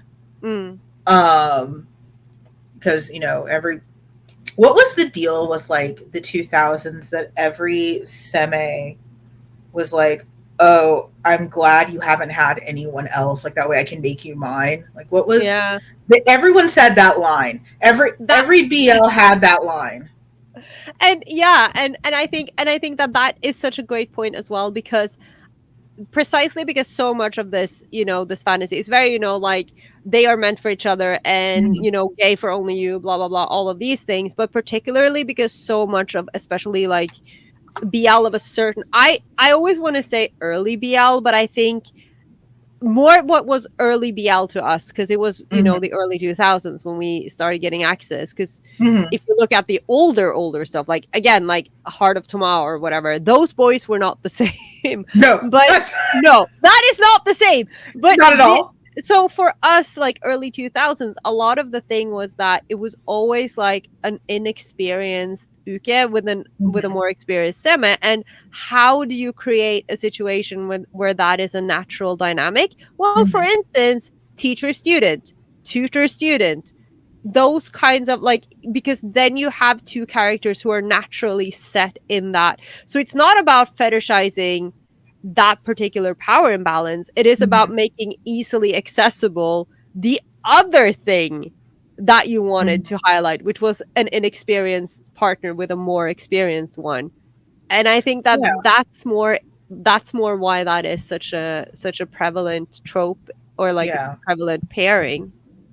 And I think also like one thing I notice about, so like I'm very big on your flavor of trope is more telling than the trope you like. So like one of the big things that I remember doing when I was writing fictional student teacher was that one of the themes was it was never clear who really had the power, because it clearly wasn't always the teacher.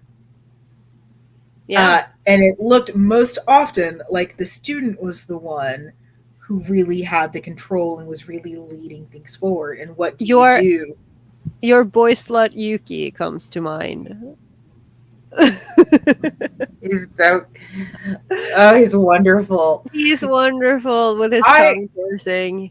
The chokehold that fucking piercing has on me, you don't understand. I'm not okay. I think that's one of my favorite moments as a writer. Because it's one of those instances where you have to acknowledge it's good. Like, you can't say it's bad. And I'm saying you specifically, Carola. Like, you cannot say it's bad, but it's also antithetical to everything you know and love. Exactly. But that is what I mean. That is why I appreciate. I want to say good storytelling, but that was pure smut. So, but like good writing, like that's. But like that's the thing, though. I can appreciate it because it's so well done, and it speaks to something in me because you're hitting things that I like. That even though, fundamentally speaking, this is not my jam, but you know what? I'm fine. It's okay. But But yeah, like I think like that's such an interesting dynamic. I think one thing that we've said is that framing helps out a lot, and there's a lot going on in Katekyo, but the framing of Rintaro being really in a lot of ways just as forward as Kaede, just in a different font. Very different font. Yeah, completely different font. But like it's very clear that this attraction is mutual. Yeah. Kaede may have been the first to caress his nipples, but because Rintaro did go through that "does he really like me" thing that he does, where it's kind of like multiple times, and it's like, okay, sir, I don't know. Also, you know how like we now look at semeis from this era with like a little bit of pity because they're trash men that deserve therapy. Oh yeah. What was Kaede's plan if it wasn't marrying Rintaro? Because like apparently he's not eating home cooked meals. The cleaning isn't getting done. Like, what was his plan if Rintaro was like, "Fuck you"? He's rich. He would have figured it out. But he hadn't. That's the thing. Because like normally I'd say you're right. He had not up until that point. I don't know. The teacher-student relationships are complicated. We've talked about it a little bit in other episodes. I really do feel like it deserves an episode, mostly just so I can talk about Hitsurichime, my hero.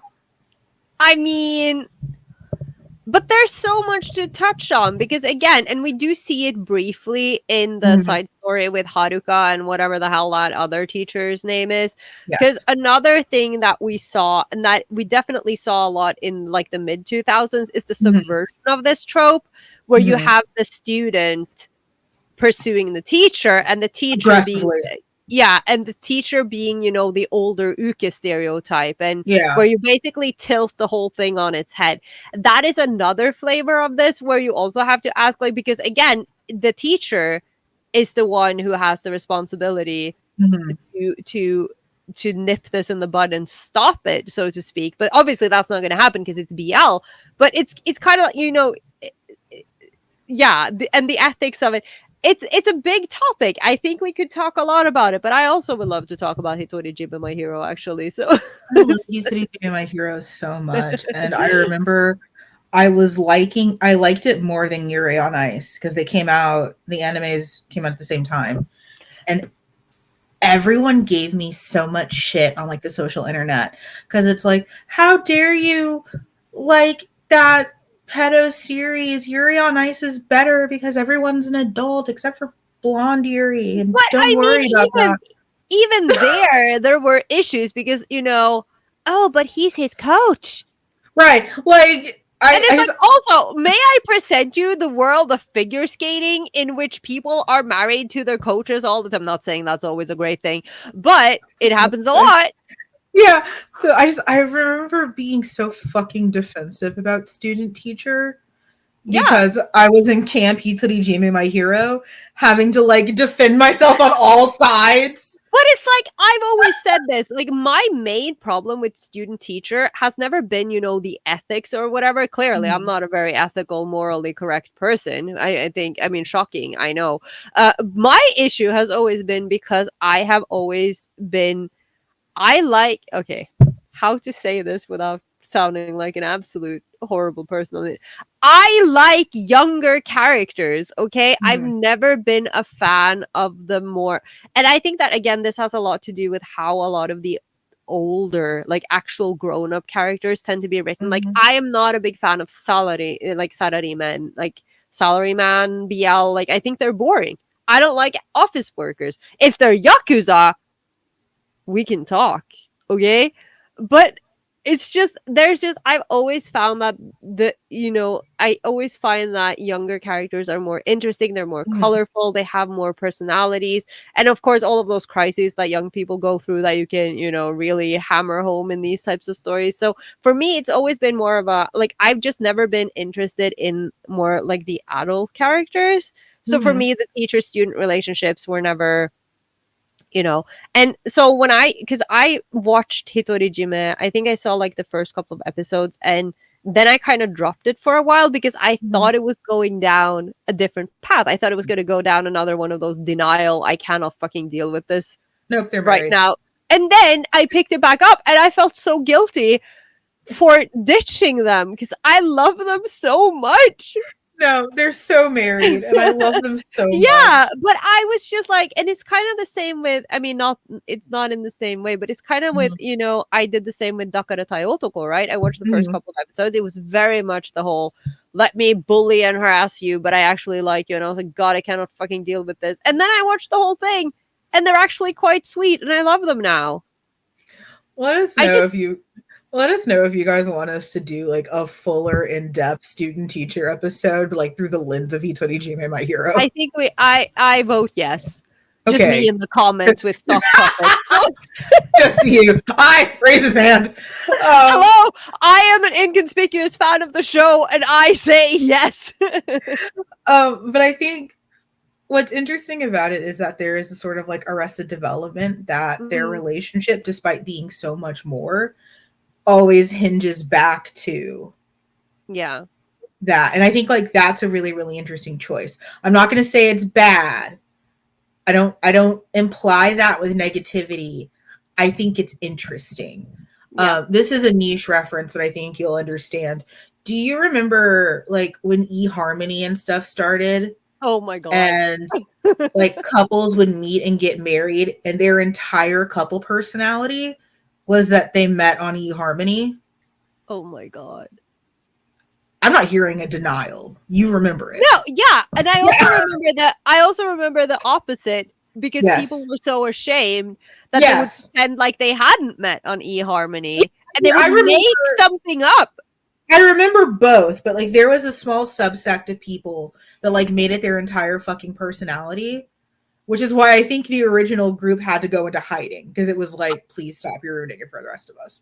I mean, it makes me think of that couple, or like where one half of the couple wanted to name their daughter Tinderly because they met on Tinder, and it's one of those tragedy names, so it's like Tinder LaHaye. I fucking hate it. My point is that like I wonder about like Kaede and Rintaro, like they're at a party or something, they're at a bar and they meet friends, and just like, is it Kaede just constantly being like, well, I was his tutor and then I fucked him? Like, but also, are you sure Rintaro is allowed to meet friends? That's true. Rintaro's no, he wouldn't be there. That's true. They're not going anywhere.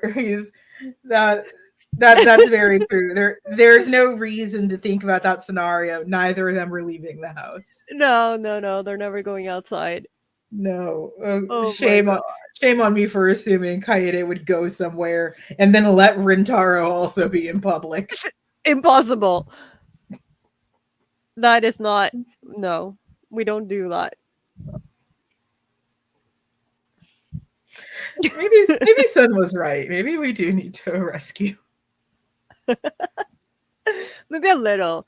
I just no, but I think Kaede is someone who I think he is not beyond repair. I think he can be fixed. I think that man, if you just take him to therapy, I think that he can work out like the Is little. everything? Yeah. He's not as far gone as some of our other men. You know what? I'll co-sign on that. Some of whom are therapists. I knew you were gonna fucking talk about Kurose. I love him so much. Oh my god. He's the worst. I love him. He's perfect. I hate him so much. Can we do a 10 count special? No, I'll fling myself into traffic. He's so bad. But see, and I used to think that like Kaede and Kurose were on the same level. They're not. Kaede is significantly better. That said, though, they do both have a touch of that same hairstyle because it's the same, you know. Maybe that era. I was always fated to hate Kurose because he just reminds me of Kaede, but worse. Yes. I'm actually surprised by how much nice stuff you've said about Kaede in this episode, like compared to what I was expecting. I mean, I have a lot that I still don't like. I mean, yeah, no, it's just I'm just so used to you just like putting him through the ringer every time you mention him. Because I think he deserves it. Like, I think what saves it, and I mentioned this earlier, is Rintaro's agency. And I think that's probably why I ran him through the ringer. I don't want to say more than he deserved, because he deserves it. But, like, was the concern about Rintaro in this. Like, it was an overstatement of concern about, like, Rintaro's rights. Rintaro also has wants and needs that revolve around Kaede. So it's not that I don't think that Kaede is any better of a person. It's just more reciprocal, and that makes it easier to digest. Then again, this being like a Chikage concern where it's like, oh, do you know what's happening? Like, were you just like thrown in a sack and carried off? Like Red Riding Hood? Like, what happened? I worry about that man so much. It's so confusing because you have to acknowledge him as a sexual creature at multiple points in time during the story. Like, Yoshinaga-san is very determined to make sure that we know her character's fuck. Yeah. And that's so hard to do sometimes with Chikage. Yeah. Because, yeah, Yoshinaga-sensei is very big on, like, oh, there is nothing left in the imagination. These characters do it. And it's like, okay, cool. Yeah. Thanks. Thanks, Mom. I'm just heavily dissociating over here. I'm fine. It's okay. Would you recommend this read to our listeners? If you can get your hands on it, because let me tell you something. When I say that this series is out of print, it is out of print. Okay, I checked it out yesterday, right? Because I have been lying throughout my time on this show because I always thought that it was volume 2 that I was hunting down forever. Yesterday, I actually went through my messages on this, you know, basically the Norwegian Craigslist, where I ended up getting my. Because this is the thing, when I was buying Katekyo, I got 3 volumes. I was missing one, and it was out of print, impossible to get, and it was like $200. And then I find some idiot on Finn selling it for like 50 kroners. That's $5 or something. So I had to go digging through my messages, and I found out it was actually the first volume. And when I looked it up now, the price of the first volume on the internet today is insane. It is. It absolutely is. Also, I'm obligated to mention that one of the side stories is about a bunch of personified birds. Yes! Having a bird classroom. And it's the greatest thing I've ever read. I had 2 thoughts when I read that earlier today. One was made for Amanda. Yeah. And the other was like, okay, because a few years ago, like, I don't even know, I'm lying, a few years ago, it was probably like 2016. I have no idea when this was. I was writing, like, one of my nano projects. I have this story where it's like a bunch of like boys in the 90s who are like in a gang, like they, you know, they think they're in a gang. You know those young hoodlums that are just like, you know, they're drinking and stealing stuff, and you know, they end up getting, you know, before it goes really bad, they turn to drugs. And apparently the concept that I had for this was that this gang was just a bunch of boys and they all had like bird nicknames. Mm-hmm. And now I'm reading this and I'm like, did I steal this? Did I get this idea from Moegi Yuu? Or is this something that I started writing after I forgot that the Moegi Yuu short story even existed? Anyway, I have a main character called Sparrow. And one day I will actually finish his story. Actually, the story is finished. I just never did anything with it. But yeah. I love that. And for a while, it was really, I remembered it so vividly because I've always loved birds. And I kept getting it confused with Toritan, which is a different story. And it's like, I know it's not Toritan. I know it isn't Toritan. And like, again, Toritan is good. I'm not mad at it. But like, it was different. Yeah. Like, you couldn't just Google fucking bird BL. Like, you'd only get... Have you Googled bird BL? I've Googled bird, I think I have. Because I was trying to find out what this Yeah. No, but it's one of those, again, because it's obscure. Because if you look at, I'm pretty sure if you look at Moegi Yuu's manga updates page, I don't think these one-shots, they aren't mentioned.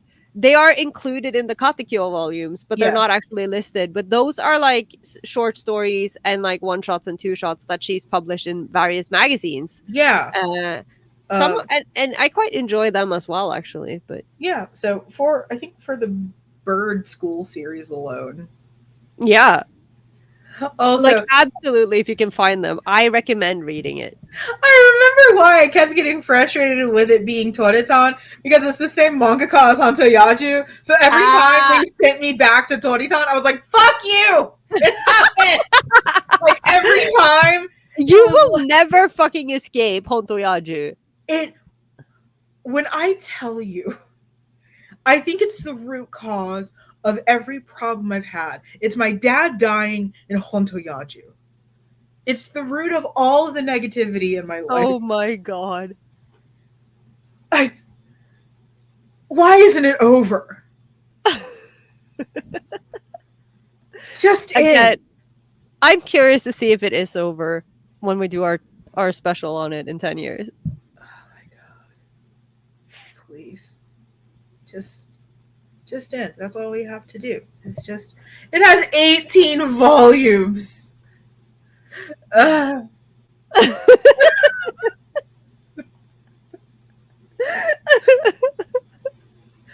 Weeps bitterly. Spare a thought for Amanda in these trying times. Why is it still going? At a certain point, I no longer understand. Anyways, we both liked this. Yeah. I mean, I knew I did, and then I was confused for a while, and then... But yeah. Also, I think I have proof that you're right about Rentaro's hair, because in the volume 3 cover, it's just like pinky rose gold. And then in volume 4, it's more brown. So Kaede's been keeping him in the house. He can't see his other brother who does hair. Also, can we please talk about how in volume 4 he kind of looks like he's wearing a veil? I think that's intentional. Yeah. I'm pretty sure that's intentional. He's a trad wife now. It's just that he doesn't do any of those wifey things. Oh, is that why I was scared for him? He's this close to, you know, the lithium and the Oh no. See, I was right. We do need to rescue that boy. He needs to be saved. He's not allowed to go outside. Kaede's family is terrible. His parents are terrible. Justice for Rentaro. He deserves so much better. I'm looking forward to the t-shirt. I feel so. I have so many feelings about Katekyo, and I'm so glad that I got to talk about those feelings with my best friend. Yeah, I enjoyed this greatly. I always like it when we do these deep dives. Mm-hmm. I'm surprised that we had this much to say about it. Yeah, for a book that is relatively shallow, there's a lot to be said. Like us 2 hours ago, literally 2 hours ago. Like, oh, it's not that deep. But I also think that like that's when BL is at its best, is when you think something is really shallow and it's actually not at all. Yeah, like meditation.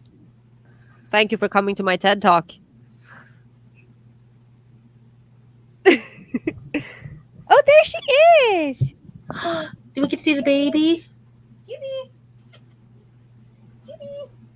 She looks sleepy. I'm sure she'll get here soon. Yay.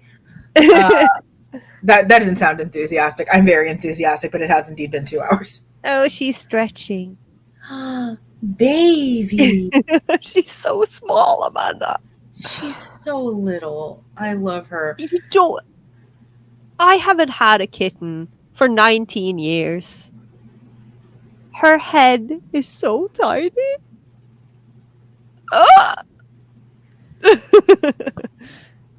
Join our Discord just for spam of Baby Jubilee. Now, I hope I'm not too forward asking this. Did you name her after the X-Men character? I did. Okay. So when I was watching, I'm pretty sure it's when we were watching X-Men Apocalypse. And you know the girl who plays Jubilee in the X-Men Apocalypse film, she's crazy. Like the 80s, like the way she looks in that film, she's so cute. And I remember distinctly thinking, I would love to have a calico cat and name her Jubilee. And now here we are. But I also was thinking, if I had two, I'd name them Jubilee and Celebration. But for now, we have one. But if she'd had a sister, I probably would have grabbed her too. My favorite thing about Jubilee is that canonically, her name is Jubilationally. Oh, I do love her. I mean, I know very little about her as an X-Men character because she hasn't been, because I never read the comics. I just basically, it was X-Men Evolution for me and then the films, and she really doesn't get to be in the films a lot. But then I fell in love with her character design, and then I decided to name my cat. 10 years before actually getting said cat. Stay tuned for the Patreon episode where it's just me trauma dumping X-Men onto Carola. Let's go. We're just going to talk about how everything wrong that has happened in the X-Men universe is just closeted gay Charles and Eric. Correct. Hey, can you come up? No, she's Let's see the cat. Oh. Come here. Well, we don't want to be rude to her cleaning process. Should we thank the patrons? Yeah. You thank the patrons. I'll try coaxing the cat. So patreon.com is a wonderful place that allows you to support this show financially because these videos are what? Demonetized. Not very popular. No one wants to do ads with us. Slight sidebar. I have been seeing a lot of video essayists get sponsorships from Adam and Eve. Yeah. And I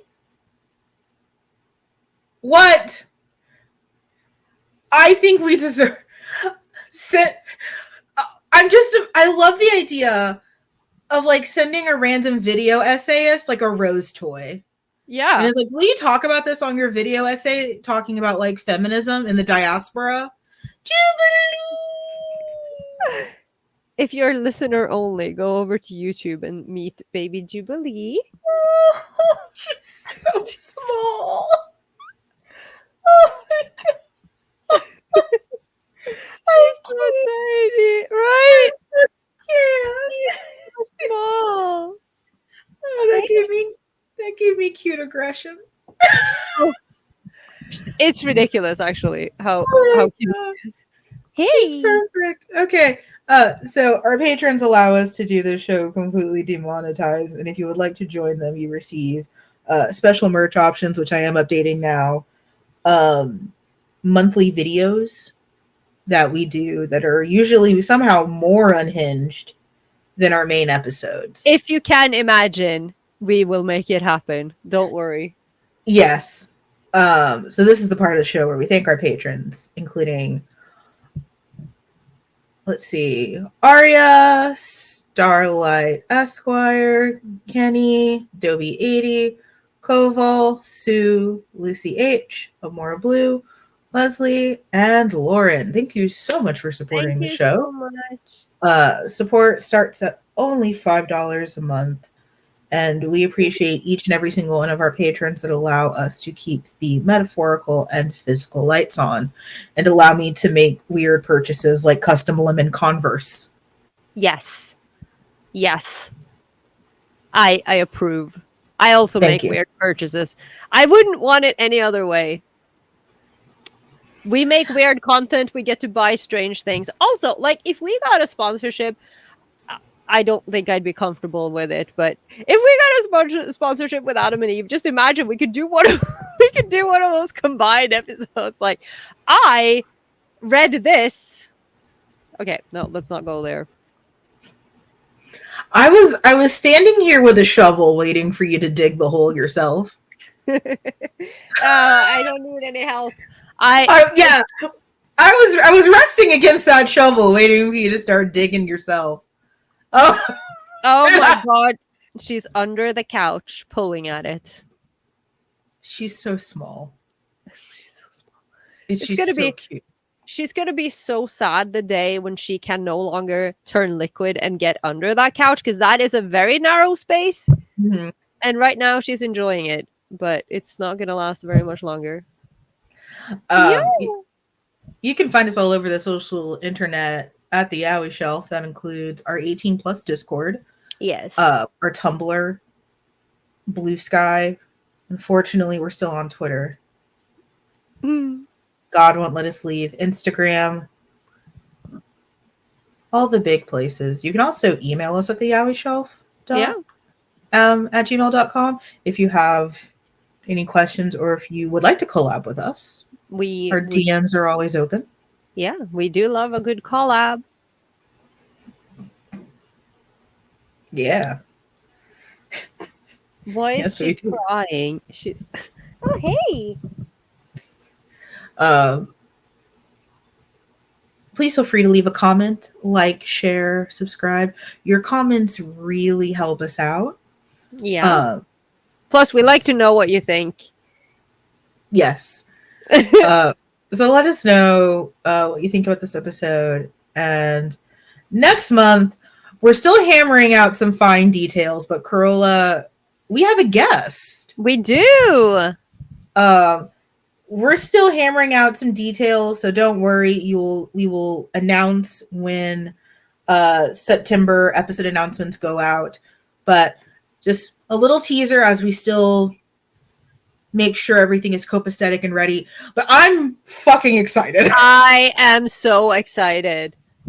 This is one that we've been working on for a little bit, and I'm so thrilled. Why is she so cute? I know.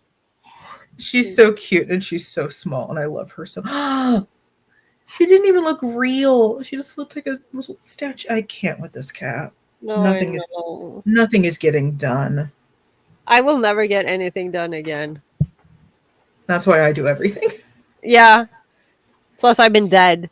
Yeah, Carola's been dead and dealing with a kitten, so. But I've had a great time discussing this. I had a great time. I'm so glad we finally got to actually talk about this. Yeah, go through some therapy, work out our feelings for Kaede. Yeah. He could be worse. He could be a lot worse. I've seen worse. That's the best thing we can say about him. He could be worse. He's worse than I remembered, but better than expected. Better for the time he was written. Yeah, but it's not his fault. But worse, much worse than I remember. Yeah. Given I didn't remember all that much, but yeah. Also, if you enjoy the bird side stories, let me know. I think I think they're super cute and very, very well drawn. Apparently, Moegi Yuu Sensei has birds. Yeah. So, I just all right. We'll we will see you in the next episode. Be safe out there, guys. Bye. Bye.